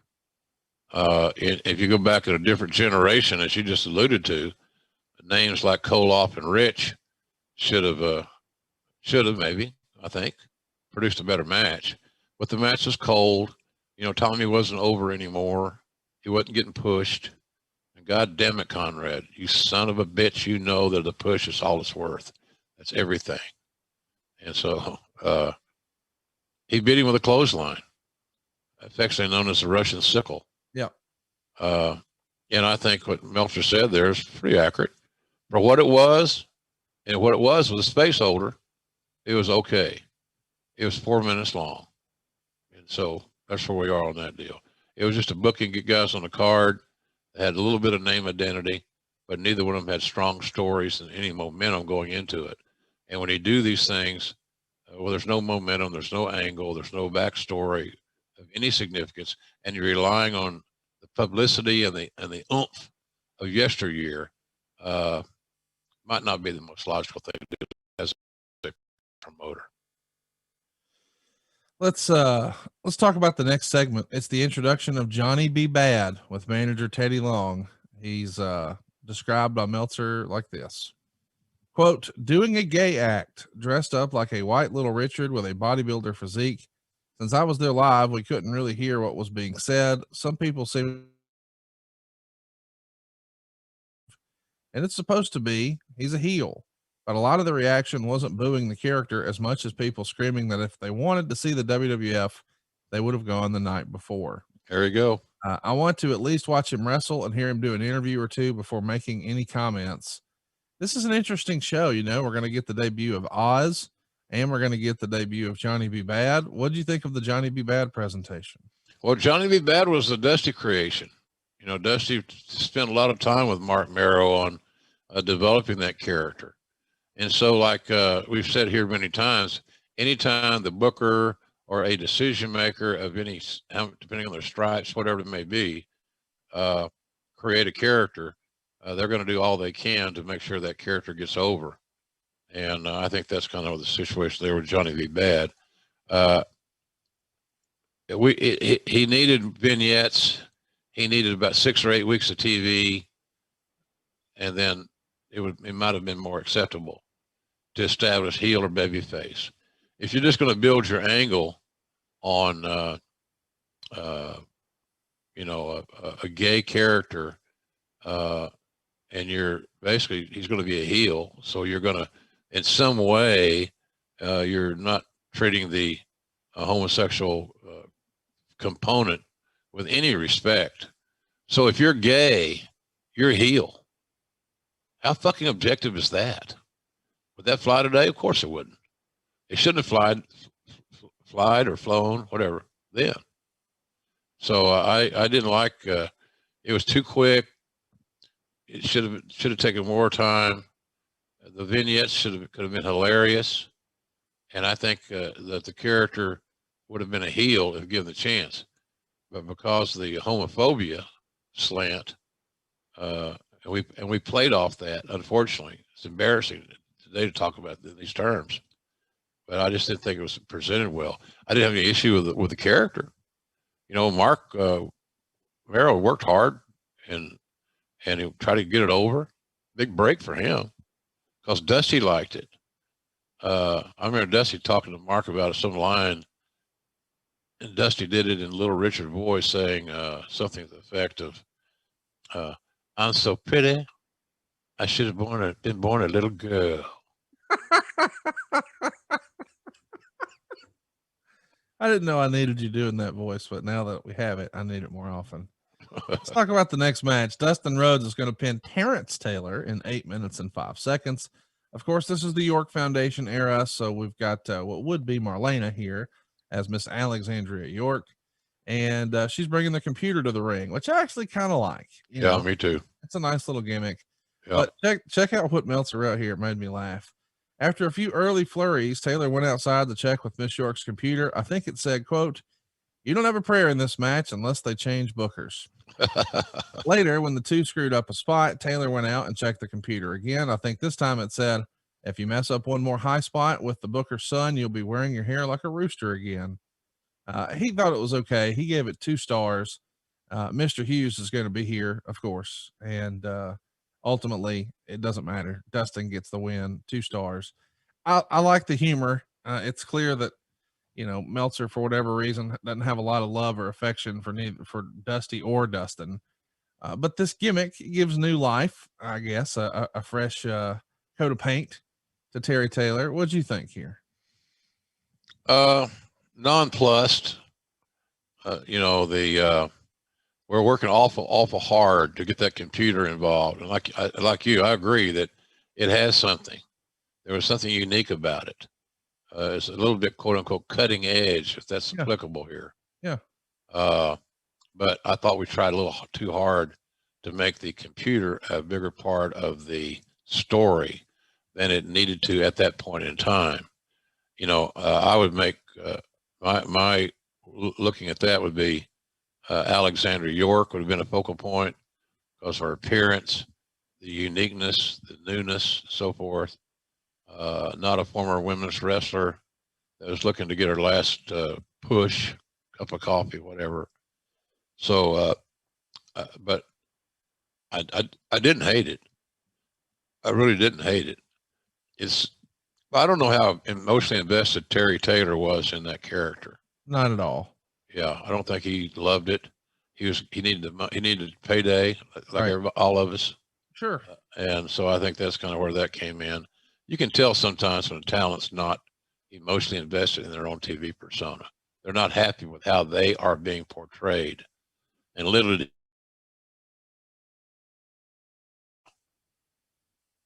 this is it's after. Yeah. Well, he'd already went through hell with that thing. So nonetheless, I think I didn't think it was horrible. But those guys should have had a much better match than they did, I thought. 2 really good workers, in my view. I like both those guys. And for anybody, you know, it's obvious Meltzer didn't like Dusty because Meltzer was friends with Rick. Don't you agree? I agree totally. And so Dave had a soft spot for the Nates, like many of us did. But to have any issues with Dustin is, if that were the case, was kind of stupid. So anyway, and I like Mr. Hughes. I think Curtis Hughes was underutilized the majority of his career. He's another guy that's got a wrestling school. I think they're in the Atlanta area. And I heard he's doing a good job, so I'm happy for Curtis. I used to bullshit him all the time until they started beating our ass occasionally. He played football for Kansas State, the Wildcats. Of course, me being a wise ass and a Sooner fan, I call them the Mild Cats. And thank God he was good natured, didn't kill me. Mild Cats, listen to you. Yep. The next match is Black Bart and Big Josh. I don't know why this is here, but apparently Bart is replacing Larry Zbyszko, who has a legit knee injury. Meltzer would say nothing was announced to the crowd live, and people were more upset about Zbyszko not being there than I would have imagined. Here's the best part of the whole thing, though. Josh comes out to the ring with two bears who walked on their hind legs. This is real. Nobody cared a lick about the match or either got dud. Jim, what the fuck are we doing? We got bears walking to the ring? I couldn't tell you, man. That was just another. You could tell, but how many new things that the company was trying at that point in time to simply find something that would stick against the wall. And think about how practical. What if the bear thing had gotten over? Yeah. How you going to get them to the towns? Sure. You know, you're going to call the local bear union and, hey, send me over two bears that are comfortable around people and we're walking their hind legs for about 50 yards. And pissed the whole way down the ramp. I don't. Is that what they did? Yeah, they pissed. Well, you know, hey, we've all pissed come down the ramp a few times. I wish those bears were wearing darks. Yeah, so that's the deal. But yeah, really, so it was impractical, Conrad, obviously. And that was a Dusty deal. He wanted to get Big Josh over. And Big Josh, of course, was Matt Bourne, one of the doinks, probably the best doink. And I thought Matt was a hell of a worker, quite frankly. Had some substance abuse issues that never let him get a full run at something, it seems like. Black Bart was no pal of Dusty's, reliable, dependable, you know, preliminary heel at that time. So the match was there to introduce Big Josh and the the pissing bears. You know, I think we have a T-shirt now. I saw the pissing bears. Oh my gosh, listen to you. It's amazing to me. This is all in the same show. Oz, the debut of Johnny B. Bad. Oh, and the fucking bears. It's becoming very WWF. It's very, I think you used to say sizzle, not steak, right? Right. Well, the other thing, Conrad, is it was an unorganized rush, knee jerk to introduce new guys, and it's just too much. The preparation wasn't there. I don't know. It just didn't make any sense. So, it was hard. Here's the funny thing about that. For an old traditionalist like me, here you are in the Kiel Auditorium in St. Louis, one of the most famous venues in history, known for amazing wrestling matches with all the top stars from Thez on up and Thez on back and all these dudes, man. Because Sam was the president of the Alliance. He got plenty of dates on the champion. And here we are featuring pissing bears. And coming up a very tall guy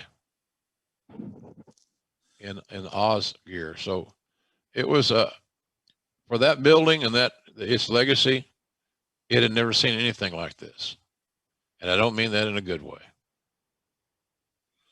Let's talk about the Danger Zone. We've got Paulie interviewing Stan Hansen here. The mic's going to go out twice, but Paulie's going to ad-lib pretty well, according to Meltzer. We got the whole Oz segment. Meltzer would say live, the Oz entrance was one of the more embarrassing moments I've had in this lifetime when it came to rationalizing being a wrestling fan. The reaction was a combination of stunned amazement and brutal obscenity-laced vehemence. The smoke was sulfur-based and the building smelled pretty bad for the remainder of the show.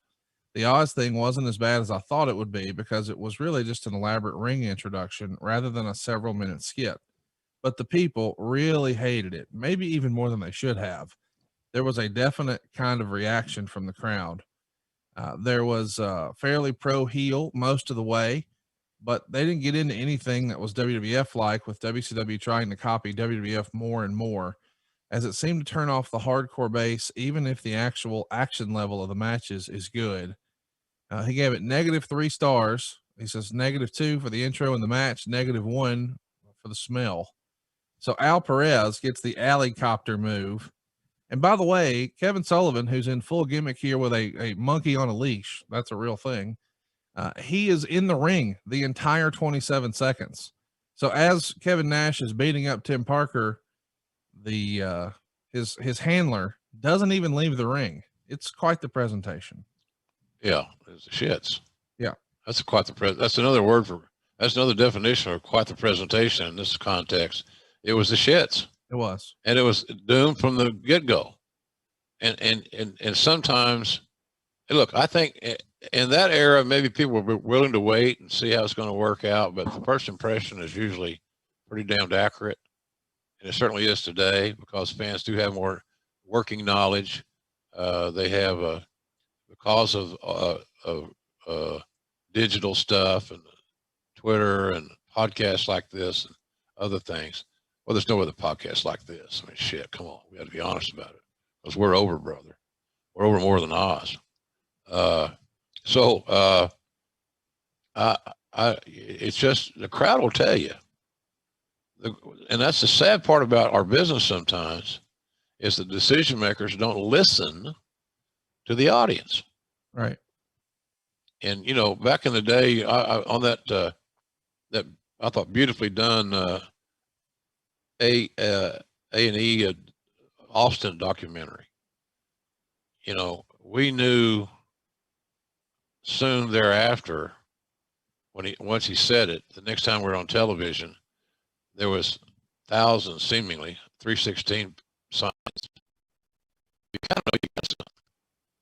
People are not going to make signs and bring them with them and bring them to the building and hold their sign in one hand, their beer in the other, if it didn't get over. And so that's one way you don't even have to listen to the audience. You can see the audience. And I don't know that we had that this wasn't going to happen here with this stuff. Just, you know, it just was horrible. And it wasn't, and the horrible wasn't over yet. Well, we get a good match coming up next, though. Barry Windham's going to pin Brian Pillman with the superplex. 6 minutes and 8 seconds, a tape fist match. For what reason? For what reason, Conrad? Every match got a gimmick. Yeah. It's like Eddie Graham booking. It's like Dusty trying to book Florida. New characters and so forth. But I can guarantee your ass Eddie Graham would never have booked Oz or a Pissing Bear act or things of that nature. But Dusty had a gun to his head by upper management. We need new. We need new stars. We need new gimmicks. We need new acts, blah, blah, whatever your terms you want to use. And it put Dusty in a very tough spot to create new. And you can't create new overnight. Occasionally it works. Something happens. Oh, like the Austin 316 thing. But that wasn't planned. It wasn't booked that way. It just happened. And luckily, all of us were smart enough to roll with Austin. And the main guy that was important too is Steve. He got it. He lived it. He became him. And what he became was pretty incredible. So, but this is a situation where Barry Windham and Brian Pillman could have had that same match without wasting the gimmick. They didn't need to have tape fists. For fucking what? You know, yeah, I guess, and including the fact that Windham got color, but it wasn't through a fist. The ring post got him. So anyway, the match could have been fine. It could have been, it got 3.25 stars, which is better than a lot of the matches on the show is going to even get close to. But it could have been just as good, or maybe not involved, because it didn't affect the match whatsoever. and nor I don't think it was a big part of the storyline leading into it. It was a stiff that hadn't been used. Let's give these guys a tape fist deal, and I think that was the basis for the stipulation. You know, so far though, I do want to recap. The Freebirds had a really good match to start the show, 3.5 stars, and Yep. now we've got another pretty good show here with Wyndham and Pillman. Up next though, well, it's going to fall off a cliff a bit. El Gigante is going to pin Sid Vicious in what was billed as a stretcher match in 2 minutes and 11 seconds. Meltzer would write, Vicious showed up and did his job over the last week. The word was if Vicious didn't show up, WCW wasn't going to release him from his contract until it expired. Believe it or not, the folks at Titan were pretty adamant about Vicious showing up, even though it would mean their star attraction would probably do a clean job. Still, WCW planned El Gigante versus One Man Gang in the format sheets. I think many of us had a false sense of how far El Gigante had progressed by seeing him so often when he was working with Flair and Wyndham. It was like watching two blind men trying to wrestle. As soon as the pin took place, Vicious got up like nothing happened and walked off, while Gang and Kevin Sullivan attacked El Gigante and hit him with a stretcher before El Gigante recovered, and they ran off. While people were mad because it was supposed to be a stretcher match, everything about this match was a bad situation. After watching the match, Sid versus El wouldn't have meant nearly as much as I thought it would have towards the houses afterwards, because it was evident within seconds that the tension of this match of giants was gone within 30 seconds because they were clueless how to pull it off. -1 star.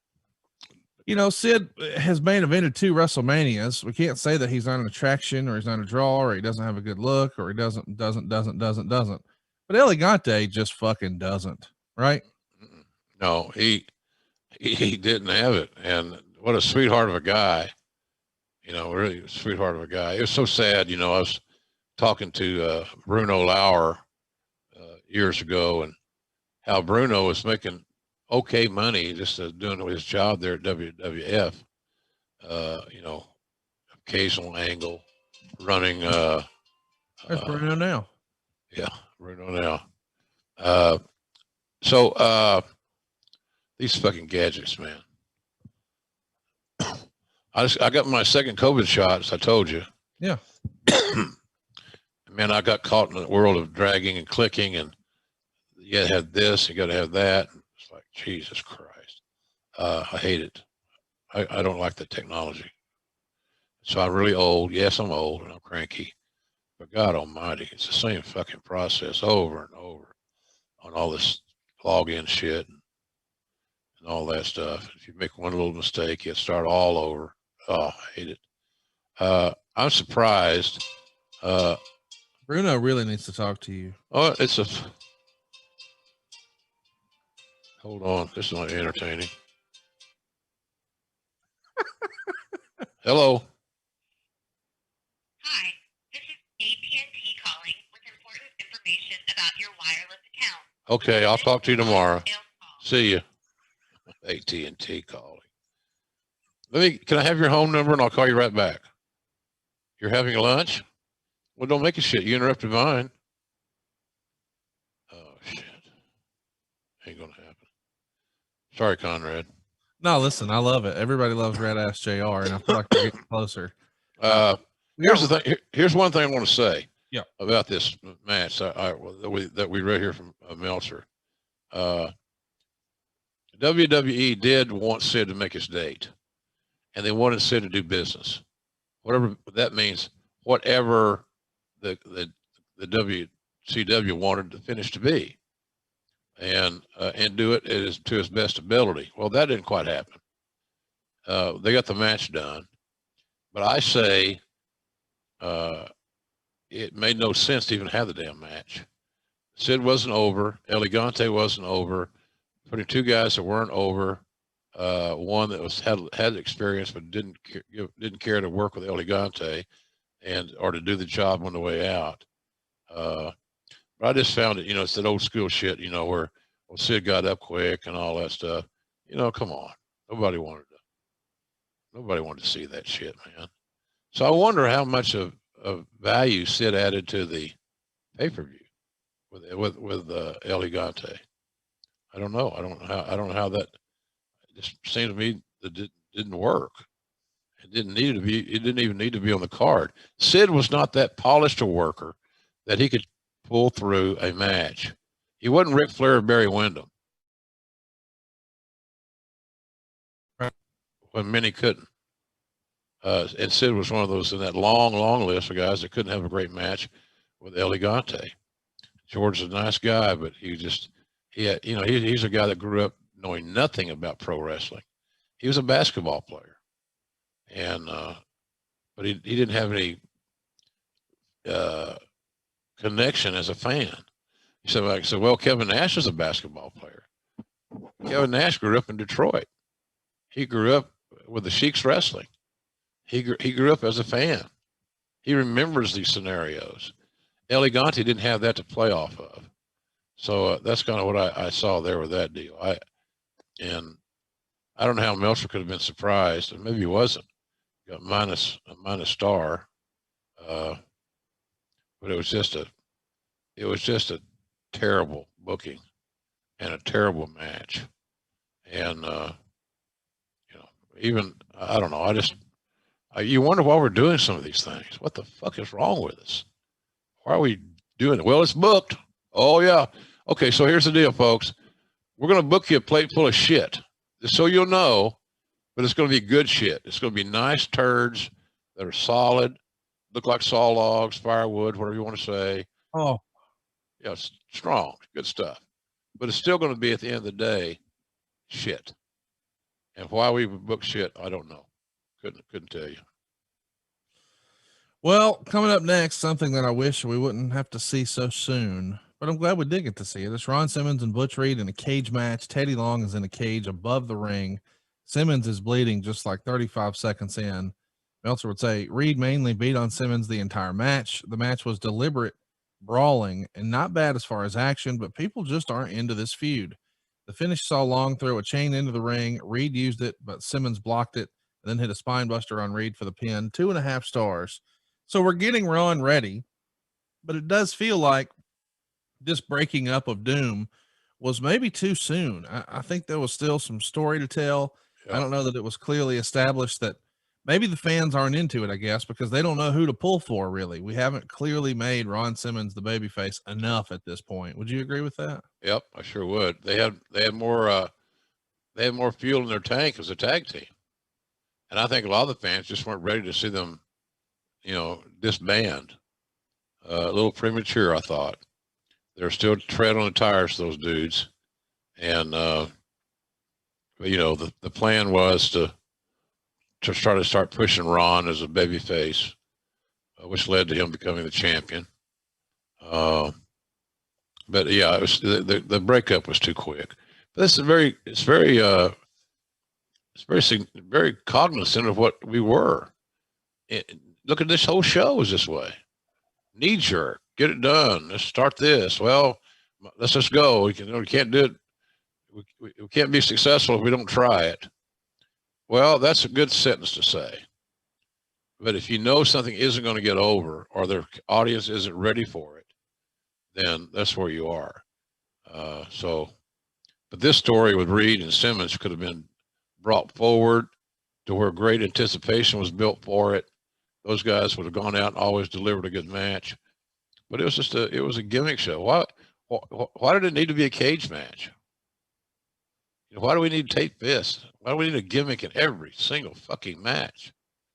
Is wrestling out of style? Right. Do people not want to watch guys exchange holes or isolate body parts or tell logical stories that are plausibly believable? I guess that was our management's theory, because the management was always looking for ways to be like WWE in their perception. Characters, the Johnny B. Bads, all these things. All that was WWF-esque in trying to replicate what they're doing. And it goes back to what I said many times about this brand. If we had worried more about what we were doing and not about what the competition was doing, because were they really competition? Look, they were kicking our ass at every corner, every turn in the road. There's no competition. But at least in our mind, but here's the thing. The competition theory was given credibility, Conrad, because WWF played along with it. They're trying to block buildings and help adversely affect routing, take talent. They created the situation as much as anybody else that there was a wrestling war, and they acknowledged it in so many, in so to speak. That's my opinion on it. So, but there wasn't really that competition. My God. So, and these are about the times that I started thinking about. Yeah, no shit. And then Bill Shaw helped facilitate that, luckily for me. Because the smartest thing I ever did in my career until AEW was to go to work for Vince for 26 years. I got 26 years of great experience, knowledge, a chance to become an administrator and make a couple of bucks along the way. So I never have any issues with the WWE, my tenure there, human resource wise or how I was treated at times, but all how I was treated at times falls under the envelope of it's a work, JR. You're a character. And I never quite saw it that way as often as I should have, obviously. I took it personally. So, of course, you read Under the Black Hat, you kind of get that story. By the way, we're still signing Under the Black Hats at jrsbbq.com. A great Father's Day gift, any gift for any occasion, because I'll personalize you have a thing on the order deal. Just tell me what you want me to say. And I love doing that. It's fun. It's fun hearing what people think, what they want on their book forever, because they're signing a blue Sharpie. If they're not signing the blue Sharpie, they're probably not signed by me. And I don't know of any fakes out there, but that's how I do it. So anyhow, just wasn't.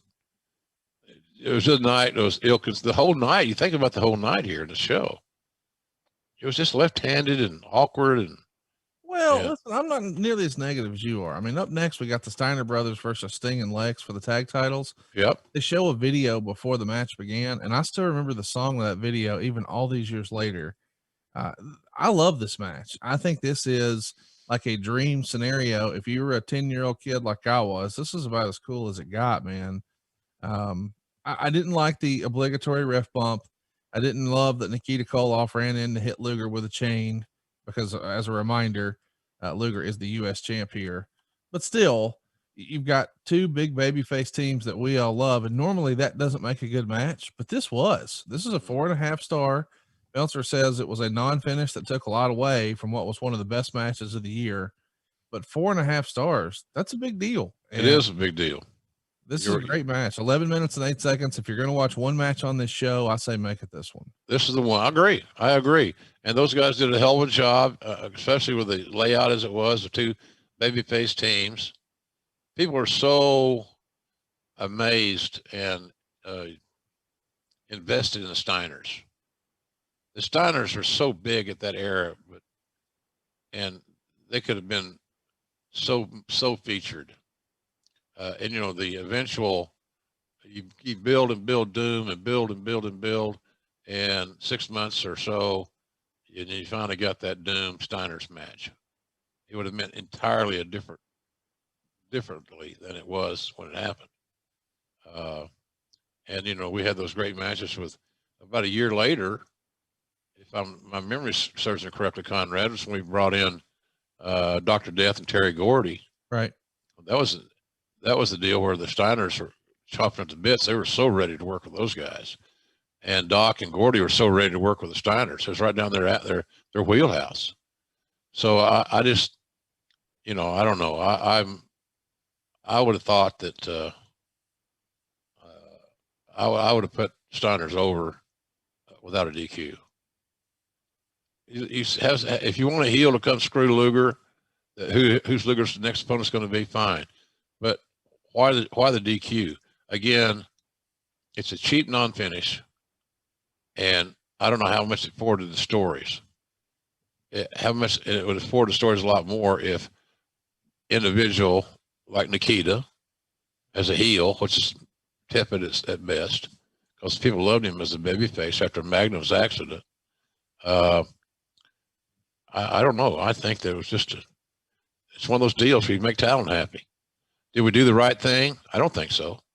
I would have had, you need the heel to come in and intervene and affect Luger, cause Luger to lose by 1, 2, 3. I get it. That's an easier story for the announcers to tell. It's an easier story for the audience to comprehend and process. But we went the other route, the easy way out of making everybody happy with the DQ. And I don't know how the talents could really be happy with it because it adversely affected their match, even though it got 4.5 stars. It was the best match on this show. And that's kind of pretty much what I judge my enjoyment of this show, because the best match on this show should have been Fujinami and Nate, in my view. But it wasn't on this night. And some of those other matches that you mentioned, anyway, it was a hell of a wrestling match. And I agree with Conrad. If you're going to back and watch one match off this show, that's the one you want to see. Let's keep it going. Oh, I do want to mention, get your take, I guess. Meltzer said Sting was the MVP of this show. You agree? Oh, I'm not sure what he based that on. But he was booked. He was booked uniquely.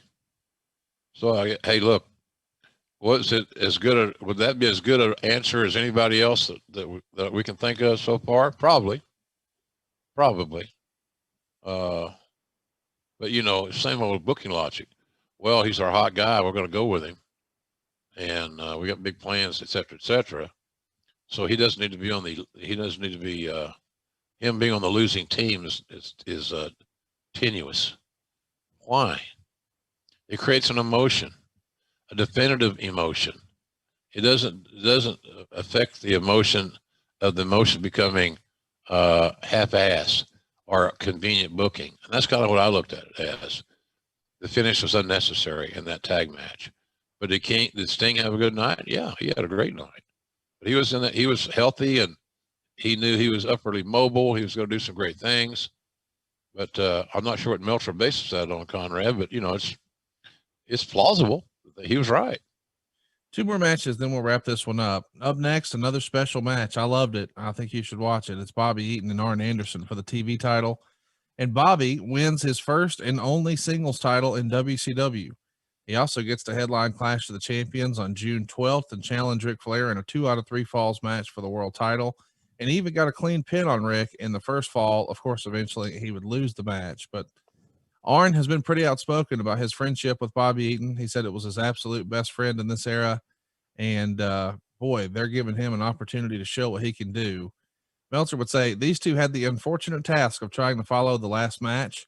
The match before the main event on most pay-per-views has been a death spot because fans have seen so many hot matches by this time and they're ready to just see the main event. Right. So they put what on paper would have been the best match on the show here to alleviate that problem.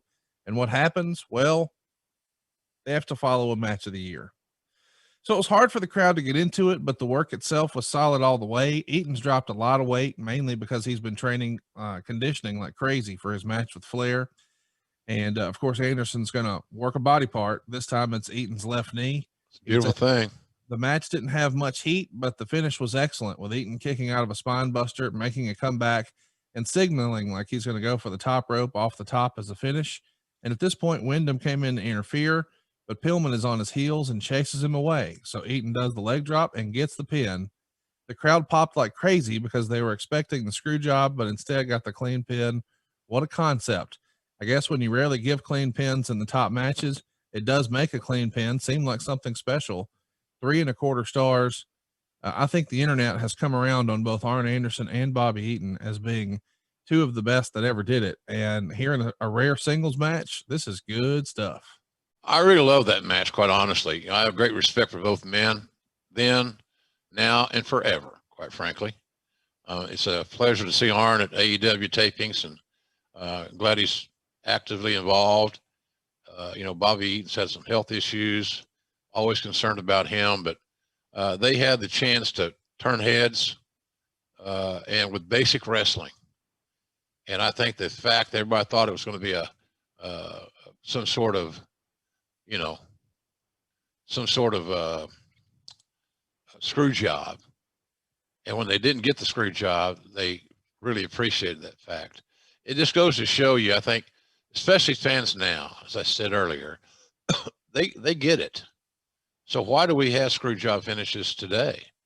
I see one occasionally, the occasional screw job that leads to something that's already in the works, already planned. But to book it because you have no better idea is embarrassing booking and shouldn't. And if your booker can't figure that out, you need to replace him, quite frankly. So I'm glad those guys got that opportunity, and they did deliver. And here's the thing, man, they delivered, Conrad, following arguably the best match on the whole goddamn show. Yeah. It didn't just go fall off the cliff and, like you said, it wasn't the traditional booked before the main event let me up match. It wasn't a let me up match. These guys told a hell of a story, and they captured the audience's attention through their efforts and their skill set. And this is one of those matches where if you're a young wrestler, and I know a lot of wrestlers listen to our show, we do appreciate that, quite frankly, in all sincerity. This is a good match to learn by, a good match to learn from, especially considering the situation that these guys are in, how they followed, what they followed, all that stuff. So I liked it. I liked it a lot, and I was so glad that Bobby got what he deserved in recognition and a push as a singles guy. So I was always a big fan of this match, and it's another one that, in addition to that tag match that they followed, I'd catch it while you're there, folks. Take a look at this one too. Look at how they made transitions. Look at how Arn worked the body part, made all the sense in the world, and just good, basic, fundamental wrestling, which we need more of. Time for some more of that. Our main event, Ric Flair pins Tatsumi Fujinami in 1836 to retain the WCW title in a rare battle of world champions. Meltzer would say, live, this was a lot better than in Tokyo. Some have told me on top they didn't think this was as good, but it was just a stiff, excellent, well-paced match up until the finish. Flair was really alive for this one and sold Fujinami's submission so well that the match had surprising. Flair was the crowd favorite, but Fujinami's reaction wasn't too bad, and he did awe the crowd with the bow and arrow move, which kind of got everyone into thinking he was something special.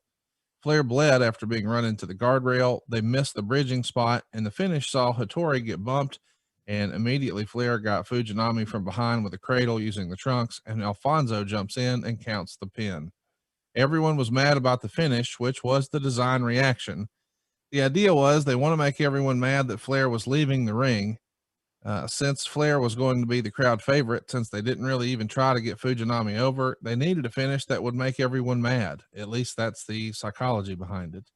The problem is, and the years-long trend of diminishing house show crowds bear this out, is today's fans don't get mad at the heel for the screwjob finish. They get mad at the promotion, which is a fine way to end a pay-per-view card. 3 3/4 stars. What'd you think? Did we outsmart ourselves on the finish? Yeah, without a doubt. And Fujinami, I don't believe, and your father-in-law could probably speak to this better than I, obviously. I don't think Fujinami would have had any issues at all returning the favor.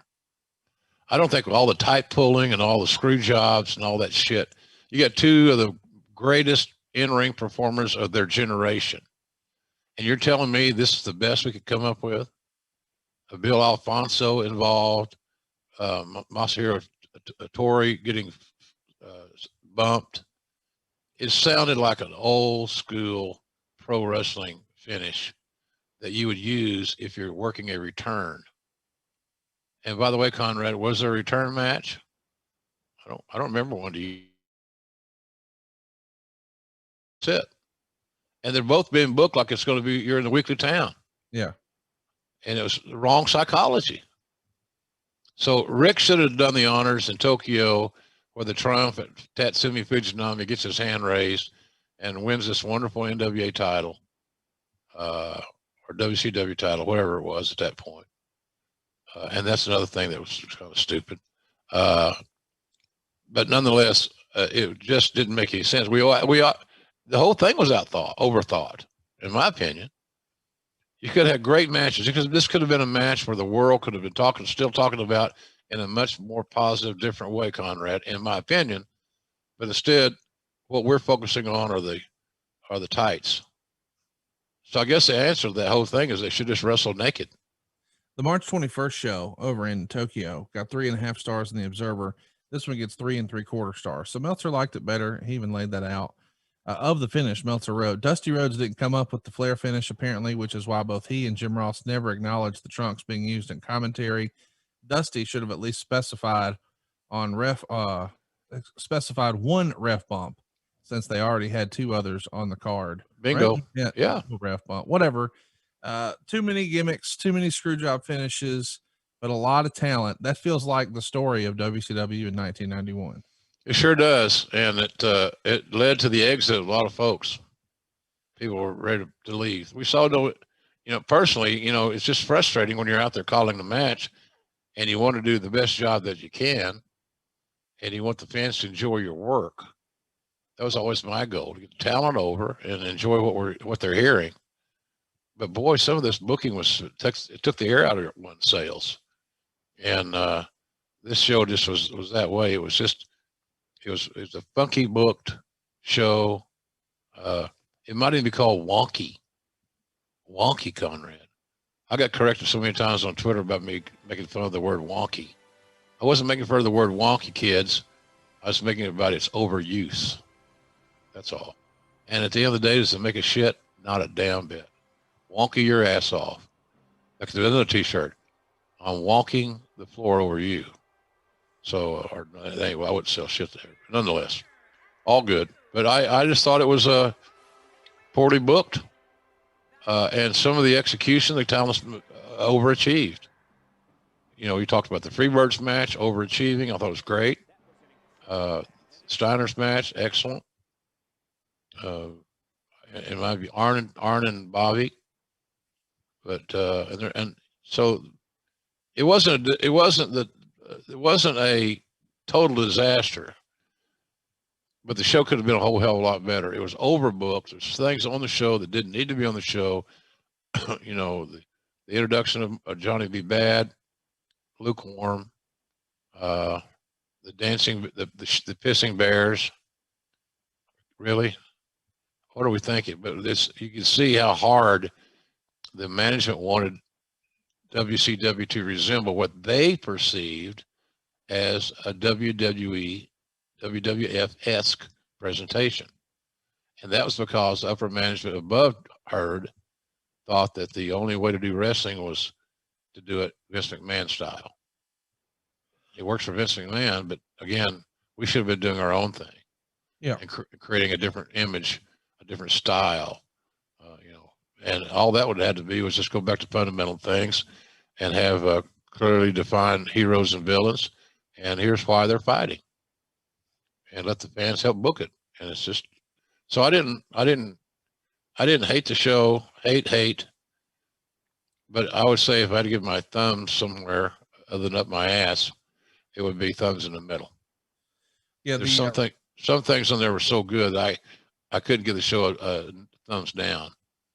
But I thought the show could have been a whole lot better if the booking had been more thought out, and we had tried to introduce so many new things. What sticks in that show? Let me ask you this question: as a very learned fan, a very intelligent man, what things stick out on that show to you? It'll always be to me about the Steiners stinging Lex. Whenever I think of this show, that's what I think of, and I think the readers of the Observer agree. That won the best match poll, the worst match poll. They agreed with us, Elegante and Sid Vicious. Overall, though, the show got 59.6% thumbs up. I'm in that category. 25.5% were thumbs down. I thought you would have been there, but instead you said you were amongst the other 14.9%. Thumbs in the middle. So that's going to do it for this week's Super Brawl episode. Next week, we're going to do something a little different. We're going to do a watch along. To watch the Raw from May 21st, 2001. This is the home of arguably the greatest tag match in WWE history, certainly on Raw. It's Stone Cold Steve Austin and Triple H taking on Chris Benoit and Chris Jericho. The tag titles are on the line, and this is the famous match where Triple H tears his quad, but finishes the match. What a hot night. What a hot crowd. It's going to be a lot of fun next week right here on the show. Yeah, that was a good one. That was a real good one. I enjoy the watch-alongs. I hope the fans do as well. We enjoy bringing them to you. I know that. So we'll do that. And and rock and roll.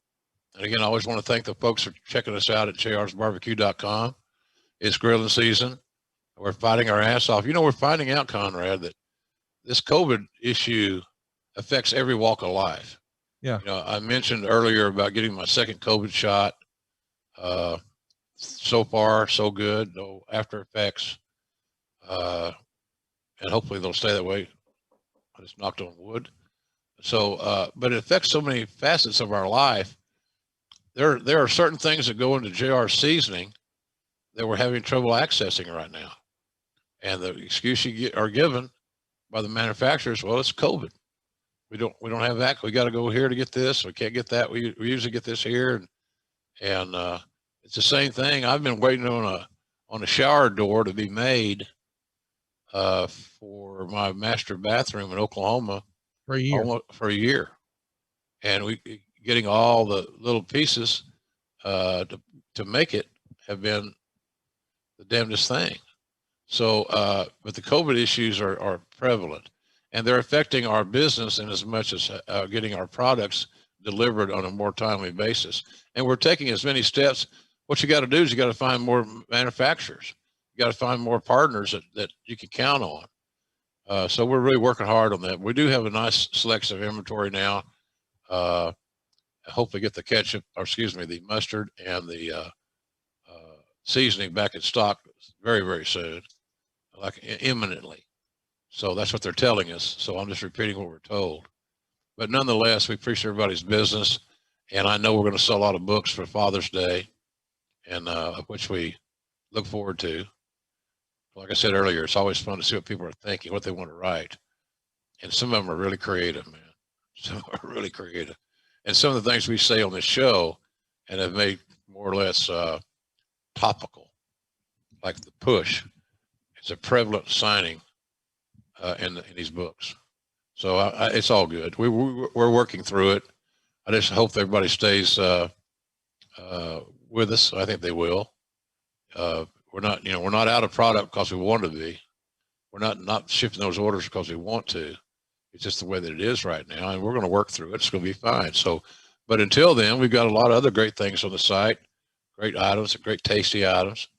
JRsBBQ.com, and hope you'll check us out. As I always say here, it don't cost you a damn thing to go look. You may see something you like. We're trying to have specials every week, all kinds of nice little deals. So to make it a little bit more compatible to shop at our place. So we thank everybody for that and their support and their business. And we'll be back at full speed soon. Just like I told my Stephen Link works there and is the operating manager. We don't have a full team right now. So we got to play with what we got. And we're doing that. So we thank everybody for their patience and certainly for their support over the years. And we'll be back in business in a big way sooner than later. Promise you. So it's not like saying that we don't have anything to sell. We got original, we got hot, we got ketchup, we got beef jerky. And I think we make the best beef jerky around because the orders are made. The orders are freshly made. They're not made in bulk and they sit in boxes for weeks and weeks and weeks and they're made custom ordered and they're custom made. So good jerky, to say the least. And so, but check out the site, enjoy it, and we'll continue to hang in there and get back to full speed, get our team back on the field. If you haven't already, check it out, jrsbbq.com. Raw from 2001.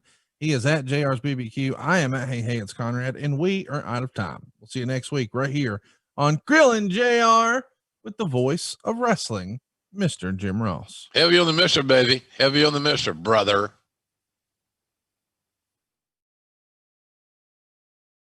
Hey, it's Conrad Thompson. Thanks for checking out the podcast here on YouTube. Be sure to hit the subscribe button and the notifications bell so you get a notice anytime we upload some new content. And go save yourself some money right now. If you're in a 30-year loan or you have credit card debt, it's not a matter of if I can save you money. It's a matter of how much. Find out right now for free at SaveWithConrad.com.